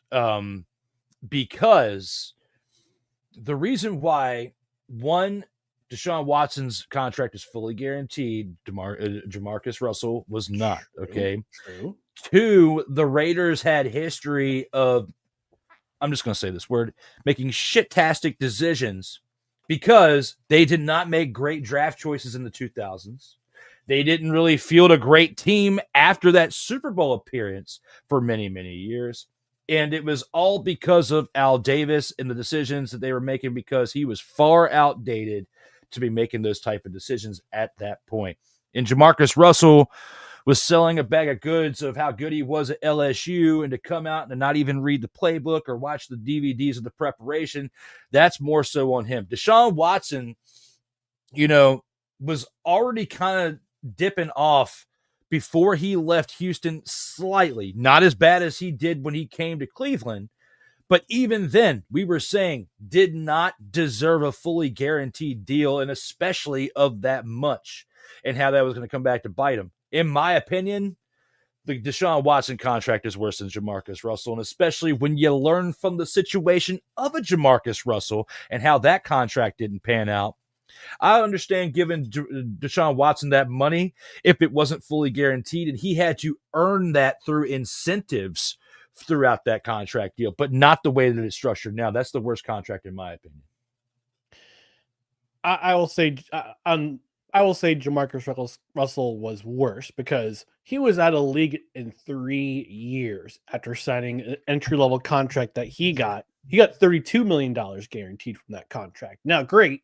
Now, granted, $240 million guaranteed is nothing to sniff at, but at least Watson had a pretty decent career up to the point before he got traded to Cleveland. Everything just kind of fell off a cliff between all the stuff that happened off the field in Houston that the McNair family conveniently brought up before his contract negotiation, and then goes through that 10-game suspension, has an okay end to the 2022 season, then breaks his shoulder in 2023, then blows out his Achilles in 2024. So he's had an amazingly bad streak of luck in Cleveland. I don't think the contract has anything to do with that, but the year off he held out of Houston before he was traded to Cleveland definitely set him back in his career. But he was I think he was one of the better young quarterbacks in Houston before all that nonsense happened. And like JJ Watt told him in, was it the end of 2019 or 2020?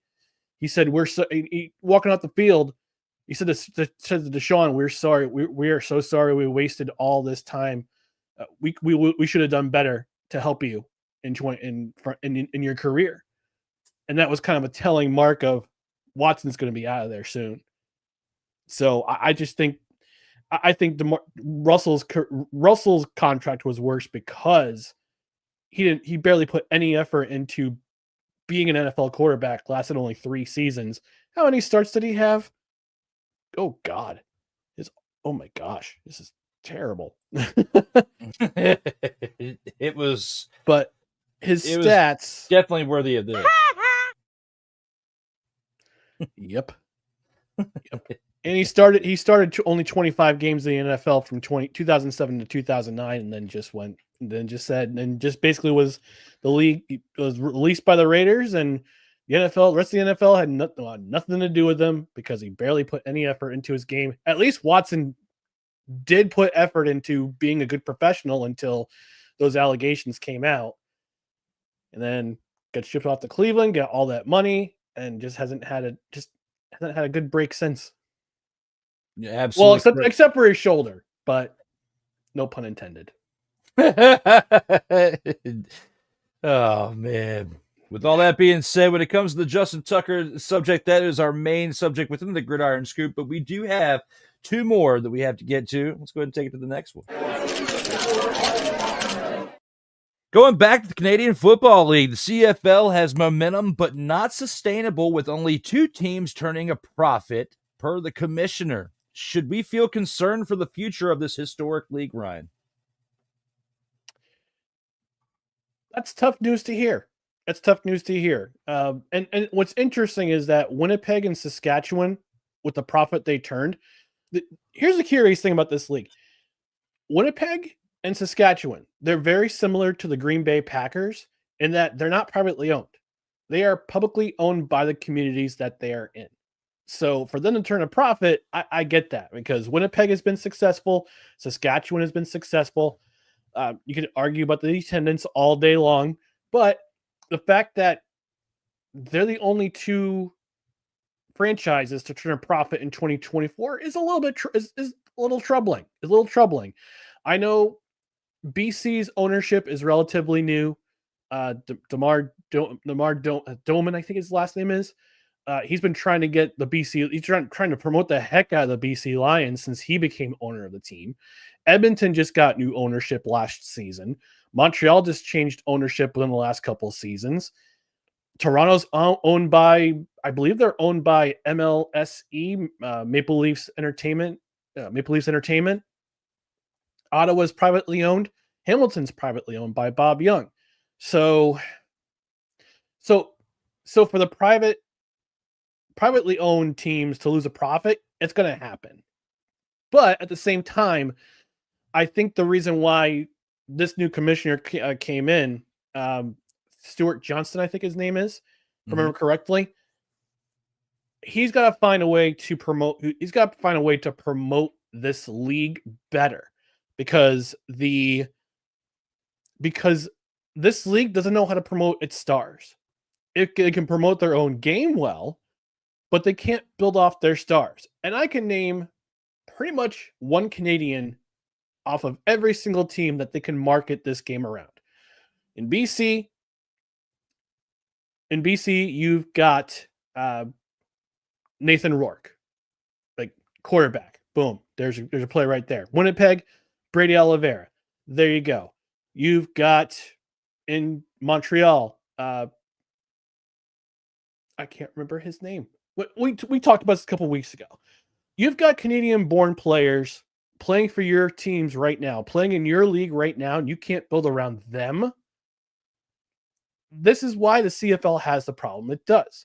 Now, Luke, we'll talk about Luke Wilson's comments also in the closing thoughts, but he was talking about this league being, he was going to be a truth sayer. I can't find the tweet that he posted about last week after the Saskatchewan Toronto game when he said that this game is total garbage right now because, yeah, there's a lot of penalties in that game. 29 penalties in that game. Gross. You can't promote your game when there's a lot of penalties going on, when the play in the field is just, it's not great. It's not a great product. The CFL, I think, look, I've been a big CFL fan since the 1990s. That was back in the heyday. Had great players in the league. Doug Flutie made the league more noticeable to American audience because of who he was or who he is. And the league kind of tried to build off that, had great talent. They still have great talent. You can develop great talent. But when you have a cap on administration, on coaches, because 2 teams were too good and had too many coaches, and you have to have a cap on your coaches, how many coaches you can have, you can't develop talent if you don't have enough people to help develop that talent and make it better. And I think what the CFL can do as I mentioned in our previous segments, you have to make it a professional league. You can't have guys make a league minimum of like $50,000 and try to hold a job in the off season. Those days are over. Those days have been over in the NFL for at least 40 years. You got back in the 70s and the 60s, you had guys selling cars and then playing 16 weeks plus in the NFL, 14 weeks plus in the NFL. Those days are over. You can't allow your players to be professional players and yet not pay them enough to have a job. So I think Stuart Johnson's job is to help get more money, more revenue in the pockets of into those organizations that are losing money, and they got to market the game better. And the way you drive revenue is marketing your game better to pay your players more, to make the league a lot more accessible to the kids. You can't just be sitting back you just can't be sit back on your heels and saying, well, this game is good enough to market itself. No, you have to market it around the players that are the superstars in this league. You've got at least one Canadian player on every single team who you can market your league around. That's what the CFL needs to do, and that's how they need to drive revenue. Get every single team profitable. I could not have said that any better than myself. Definitely when it comes to appeal, that is everything when marketing something, and they have to definitely improve on that if they want to see the numbers grow and keep this league afloat. With that being said, we got one more topic in the Gridiron Scoop. Pittsburgh Steelers quarterback Aaron Rodgers said that he's pretty sure 2025 will be his final NFL season. Do you believe he will be able to turn back the hands of time enough through 17 games and a playoff run to convince the organization to show interest in him beyond this season? Wait, he said he's pretty sure he's going to retire at the end of this season? Mm-hmm. Because that's what he said Tuesday on Pat McAfee show. And I'm pretty sure that Sydney Sweeney's going to show up at my door with a sandwich and a case of beer.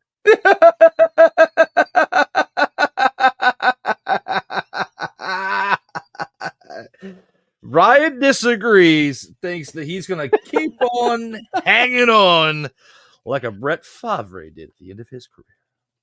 Yeah. Look, I'll give credit where credit's due to Aaron Rodgers for his 2 seasons in New York with my New York Jets. He tried. He tried his best, but that team was just so dysfunctional. And last year, it by itself was dysfunctional, but you could count 2023 as a dysfunctional time because he played. You can't really count that because he only played 4 downs. He only played 4 plays before he busted his Achilles. But I'm curious to see what happens with the Steelers team. I'm curious to see what his relationship's going to be with, how his working relationship's going to be with Mike Tomlin, because one of these 2 guys is going to be overruled. And we all know that the Brunies don't like to rock the boat when it comes to free agent acquisitions. They like to develop their talent from within, which is why they've been so good and so consistent in the last 50 years that this team has been in the spotlight from the 70s and those 4 Super Bowls they won in the 70s, middling in the 80s, and then the 90s they started back up again with Bill Cowher and now Mike Tomlin. But this is going to be something to watch for sure in 2025.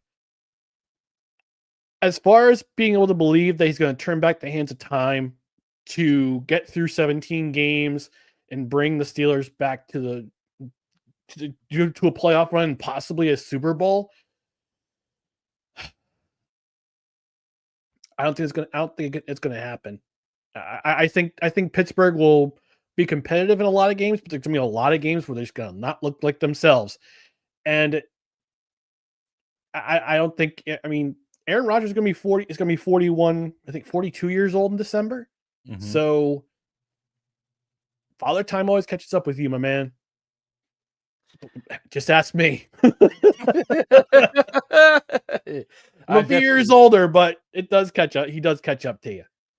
I definitely do agree with those sentiments. I don't think he's going to be able to make a long playoff run. He might be able to help get them their first playoff win for the first time since 2016. I think that if they make the wild card and they can get through the wild card, I think that they can win at least a game and help at least snap that streak. But with that being said, I don't see them in the Super Bowl. I will be surprised, and I will be over here eating the crow if necessary if they do make it to the Super Bowl. I will say that I will eat my own words. And if anything, he's going to do enough to get points on the board. But the Steelers, the way the team runs to the defense, there's a reason why the Pittsburgh Steelers have the most expensive defense in the National Football League. They're good defense, although the last couple of weeks of the last season, they just hit a wall and they just couldn't recover. But that team, they win through their defense, not necessarily their offense. And it's a guarantee that we, at some point, through those 17 games that they play, might have one of them, if not him, show up on this next segment.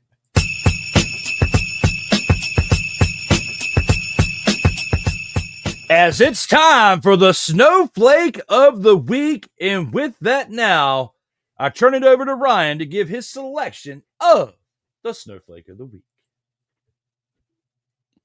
All right. My Snowflake of the Week is the Calgary Stampeders offense. Last week, they could not punch in goal line opportunities. 5 total turnovers, 1 fumble, 1 interception, 3 turnovers on downs. You cannot win in the Canadian Football League if you can't punch it in within your own 1-yard line on 6 attempts. You have 3 downs on each opportunity to get the ball and punch it in. And you got stood up both times. And you got 2 weeks to figure things out. And again, Vernon Adams. Vernon Adams Jr. has 0 passing touchdowns in his first 3 games of the regular season. And you got 2 weeks to figure it out, Stampeders. Your offense can't run, no pun intended, through Dedrick Mills. You got to get your quarterback play straightened out. You got to get the quarterback play going. You got to get Vernon Adams Jr. You got to get some juice in him. I'm not talking about the Barry Bonds kind, but I'm talking about pumping the tires, get some confidence, so we can start slinging the rock and get some help with the passing offense. But yeah, not being able to punch in and get a touchdown on 2 goal line opportunities, 5 total turnovers, 3 turnovers on downs. That is suboptimal work. That's why you're my Snowflake of the Week. And that is a great choice for that, given the amount of facts that you threw in there. They definitely deserve to be on this week's choice for your Snowflake of the Week. And for that, I'm going to stick with the game of professional football, but switch over to the NFL. Oh, put this man's face up here, Roger Goodell, as the NFL is my pick for Snowflake of the Week for allowing Justin Tucker to serve his suspension as a free agent. As I mentioned earlier, I disagree with the take. I feel like it should not kick in until after you are signed with a team. And for that, with the stupid look on his face right here for Roger Goodell and the Shield, I have to make them my selection for the Snowflake of the Week. And with that, normally we would take this into a commercial break, but we're going to keep on rocking and rolling for this as we only have 2 small segments left. And for that, we're going to take this on into the 2-minute drill.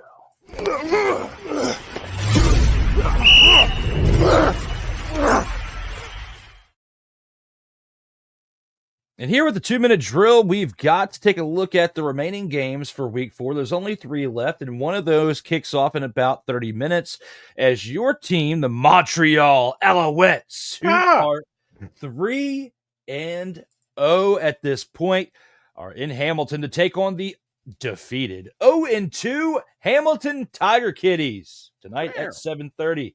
What is your thought? Who wins this game and why? Oh, man. So if you missed last week's game against the in Edmonton, Davis Alexander, he strained his hamstring. He was not in practice all week, so he will not be playing tonight. Instead, we're going to get the law offices of McLeod Bethel Thompson in this game. Now, I got nothing wrong with McLeod Bethel Thompson.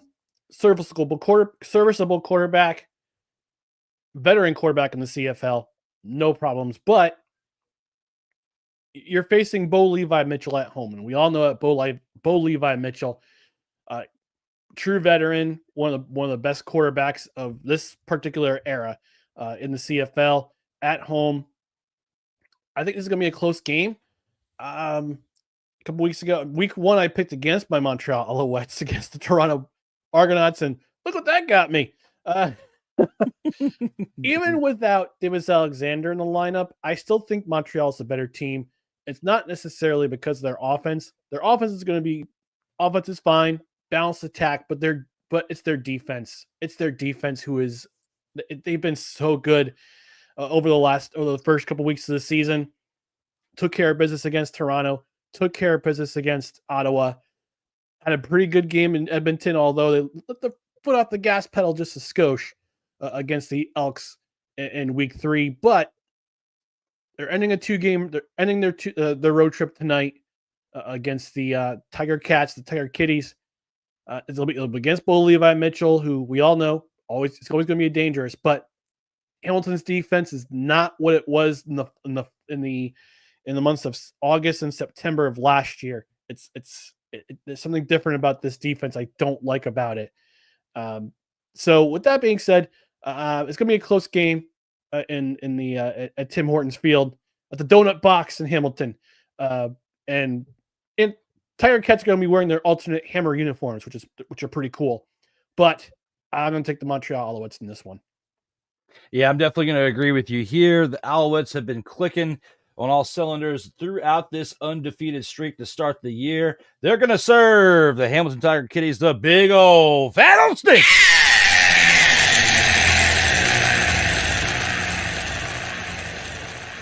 Hey, who's giving them the business? Now let's take it to the Saturday games. This week, there's only one Saturday game as we have a Sunday game now that the UFL season has come to a close. And with that being said, we got to take a look at the BC Lions, who are 1-2 and on the road to take on the Saskatchewan Roughriders, who are still undefeated like the Alouettes and 3-0 to start this year. Ryan, who wins this game in Saskatchewan tomorrow night at 7 o'clock and why? Boy, it's a tough one to call. And I'll tell you why it's a tough one to call. Trevor Harris will not be playing for the Saskatchewan Roughriders this week. He will not be suiting up. It'll be Jake Mayer who is substituting for. He'll be playing in his place. For BC, we don't know who's going to be quarterback. We haven't heard anything about whether Nathan Rourke will be available, if we're going to have Jeremiah Masoli suiting up for them. But I would say it's kind of up in the air. It's kind of a I was juggling back and forth as to who was going to pick this week, but Saskatchewan's better in the running game. Saskatchewan's got a better running game, and they can stop the run on the other side of the ball. Plus, they can get at the quarterback. And Jeremiah Masoli had a tough time last week trying to get out of the rush of the Blue Bombers. And I think it's going to happen this week, especially if Jeremiah Masoli is in the backfield. So I'm going to take Saskatchewan in this one. I agree wholeheartedly with you, not as a homer pick, but because of who they're playing and because of the reasons that you had just mentioned. I'm going to pick Saskatchewan, and they improve to a 4-0 record to continue this season. Hey, who's giving them the business? And now to the Sunday contest. We have to take a look at what I'm going to predict now as the Dumpster Pelican Bowl of the week. What could be our dumpster fire of the week? What could be our bowling shoe ugly game? Okay. Toronto Argonauts, who are 0-3, are on the road, take on the Ottawa Redblacks, who are 1-2 this Sunday at 7 o'clock p.m. Eastern time. Who wins this game, Ryan? This is a tough call. I'm looking for the Toronto Argonauts depth chart, their injury report, because I want to see if Winton McManus is going to be back in their lineup this week. Last week they rallied. They had a rally against your Saskatchewan Roughriders, but again, tough way to lose a game on a walk off. But there's no news on an injury chart, so I don't know if Winston McManus is playing. But they gotta tighten it up on defense. You're the Grey Cup champions, and you gotta play with some honor. But they're also facing a team who's also equally as beat up as they are, the Ottawa Redblacks. As I mentioned at the top of during the first segment, Drew Brown is out again for the Redblacks with the third consecutive week with a hip injury. I'm trying to remember his name off the top of my head. Dustin Crum. Dustin Crum will be in the lineup for Ottawa. But they gotta play better on offense. Last week was. Can you play that graphic? It was absolutely.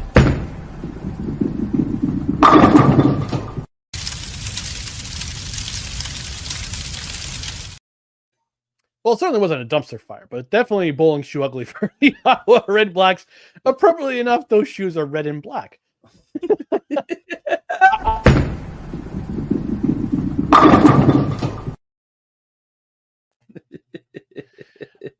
I think Ottawa, they played better on defense, but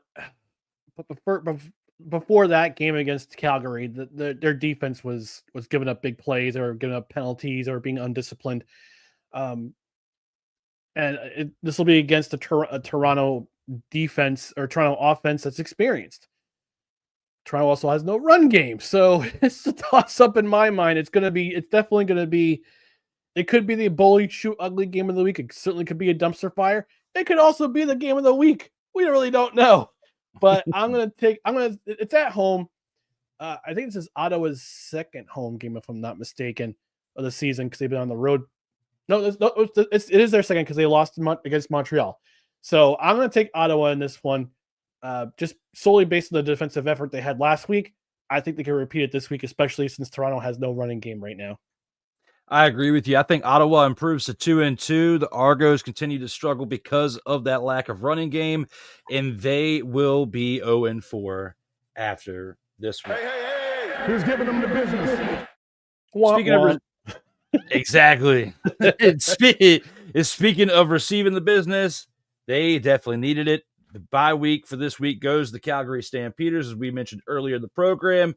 And for that, we're going to go ahead and move it on into the post game.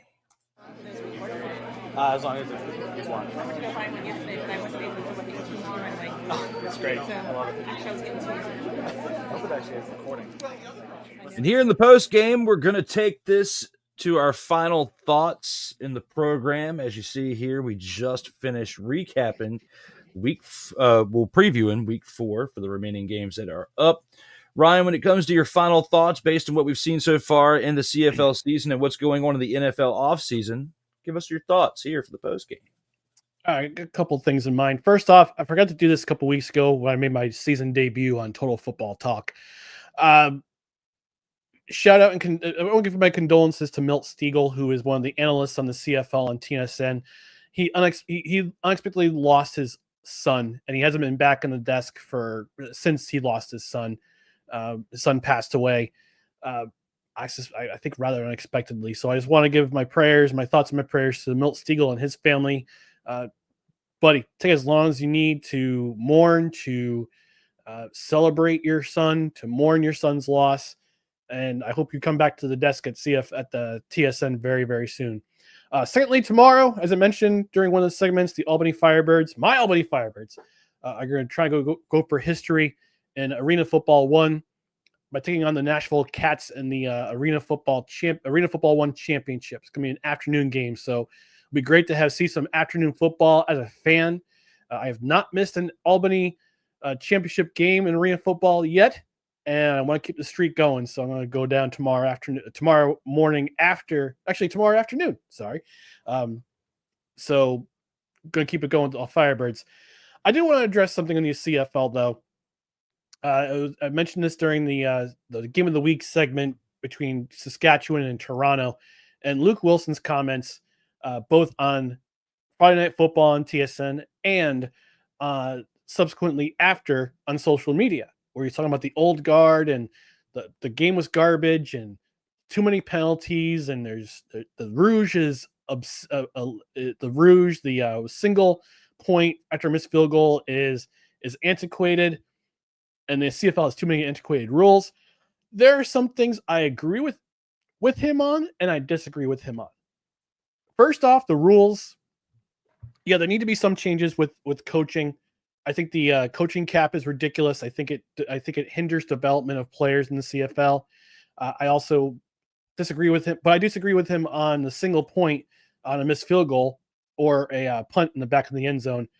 I disagree with him in that regard because you made the effort to go on the field. You should at least be rewarded with a point. And if you miss a field goal or you get in the back of the end zone for a punt or a kick or a kickoff. But he's absolutely right in terms of player development. And as I mentioned in the segment in the Gridiron Scoop, and I hope to issue a challenge, but I want to give some advice to Stuart Johnson, the new commissioner of the CFL. You need to treat this, and I think this is what to Luke Wilson's point was. You need to treat the CFL as a legitimate professional league.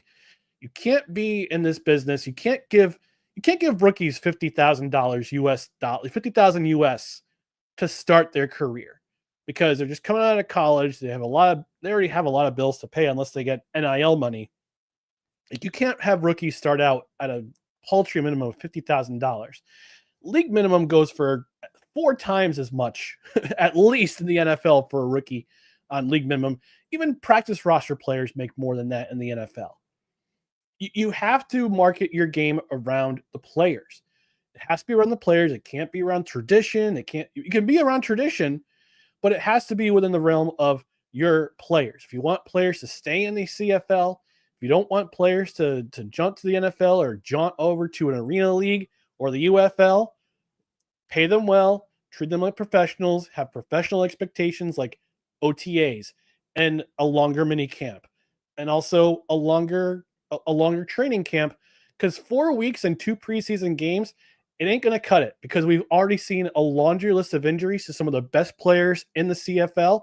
Brady Oliveira has been out. Trevor Harris is out. Davis Alexander is out. Drew Brown is out. Those are 4 guys who are key components to their offenses on their respective teams. Nathan Rourke, same thing, is out. A Canadian player is out. So, yes, there's some things I disagree with Luke Wilson on in terms of the rules and some other things, but I definitely agree with him that this league, there's a lot of improvements to be made in this league, and it has to start soon. Otherwise, you're gonna lose interest in the youth. You're gonna lose interest among viewers, and you're not going to see your attendance grow in the stands. The only place that attendance is really doing a great job is Winnipeg. They sell out their stadium. They sell out Princess Auto Stadium for every single home game. We saw it last night. You got to find a way to get people interested in your league, and it's got to do it soon, or else this league's going to go under sooner than you think. Well said, especially when it comes to discussing, the CFL and its situation there. Very well said, because especially when you start thinking about the future of the league and the things we discussed earlier, you've got to make it more about the players in order to keep it sustainable. And when you've only got 25% of your franchises in the league, or less, because you got 9 teams, we'll say 22% roughly of your teams in the league actually turning a profit, it's not good for the future. So definitely a great way to end it with your final thoughts there, sir. I greatly appreciate you, as always, for not only being here, but for what you brought to the program. So for that, definitely great take there. And there's some things that I want to say. I really want to take this in a different direction and say certain things, but as I've gotten older, I've gotten a lot better of thinking about things before I pop off at the mouth. Because with what we have going on out here in life, in this world, our country, the surrounding countries, it's a taxing, situation in 2025. outside of what we're just talking about in the game of football. And sports, for me, are my happy place, especially football. Football is the most thing that I am passionate about. This is why this program, this project has become my number one project, because I love football. I love talking about it, whether it's with Cole, who, he and I co-created this, or Ryan, or anybody, who's willing to give their time to discuss it.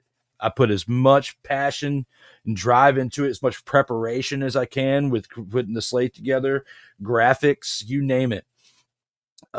Behind the scenes, there have been some changes that have been cooking up over the last couple of weeks. There's been some things offered. There's been some things that are kind of at the wayside, some things I can't really publicly fully go into at this time. It's going to make sense next week when you see this program. There's going to be some changes. But what I will say is this, I am grateful for every single thing that any person has ever brought to this program, past, present, future. Regardless of the layout, regardless of the differences in there, I have nothing but gratitude to express here publicly for that. And I wanted to take this time to discuss that and thank you, the viewer, whether you're watching this on Comey Media or Sotoba Media or on Ryan's platforms for no credentials required through Facebook or Twitter in this current space, in this current moment, whether it's live or in the replay. Of course, it's not NFL season. It's not, CFL in the summer is not as popular as the NFL. There are some different avenues and different ideas and different things that have been presented as far as how to approach getting this program out there. And unfortunately, up until, now, the time has been very limited because the things I have outside of this are very demanding, whether it's the career or life and adulting. And certain tasks, whether it's a 50-50 situation or a 75-25, 80-20, the changes and percentages of who does what, it changes the flow of how certain things go if you don't have consistency from start to finish. And there's a lot of things you can read in between the lines with that. But for that, when you see this show next week, it'll make sense. I have nothing but love and gratitude and respect for Cole for helping me create this publicly, for Ryan, for anybody else who's been here. Sometimes you just have to do the right thing in your heart that you believe is the best thing to do for whatever you're affiliated with. And for that, tune in next week to Sotoba Media is the best thing I'm going to suggest to you for that. So with that being said, I didn't want to really go too far into that. I didn't really want to give a football take with this because I told you guys last week on episode 89 that there was going to be something that was going to be different about 90. The things I had in mind and the things that I'd started to develop weren't quite fully ready yet for 90. So it'll be here for 91. And that's what I can tell you for this one. So stay tuned next week, same time, same place, as we have Total Football Talk 91 next week. But for episode 90 with my guy Ryan McCarthy here, this is now drawn to a close. As yes, it says we're live right now. But you've got something great to do here in a little bit that I'm looking forward to. Yeah, I'm looking forward to tuning into that for a little bit before I have to go to work, because you will definitely bring some great factual based conversation to whatever it is you're talking about. Just call in sick. They won't know. Tonight, if I called in sick tonight, I would not have a career on Monday. Okay. All right, never mind. So do your this thing. is one of our busiest nights of the year, and when I tell you off the air, you'll see exactly. You'll be like, okay, I get it. All right, but hey, I was joking for legal purposes. That was a joke. No, you're good. But to me, it's like when you make a commitment to something, you're the only thing you have in this world, truly, besides your last name, is your word, right?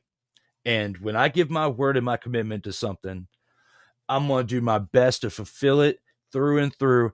And if I don't fulfill my commitment, I'm going to communicate things properly with whoever it is that I'm involved with, so that way things can stay afloat. And that's all I will say about that. But when it comes to Total Football Talk the program, when it comes to Ryan McCarthy, when it comes to myself, Drew Willingham, we've only got one thing left to do in honor of our guy, Cole Johnson. Like in life, in football, keep your head up. And always to the end of the game, you got to keep it going till the whistle blows. And I butchered the expletive out of that. I'm sorry, Cole. I tried my best. I will try better next week. But the one thing I know that I can say that I won't butcher, because it's my words. As always, please, for yourself, for us to care about you, stay safe out here in these streets. And the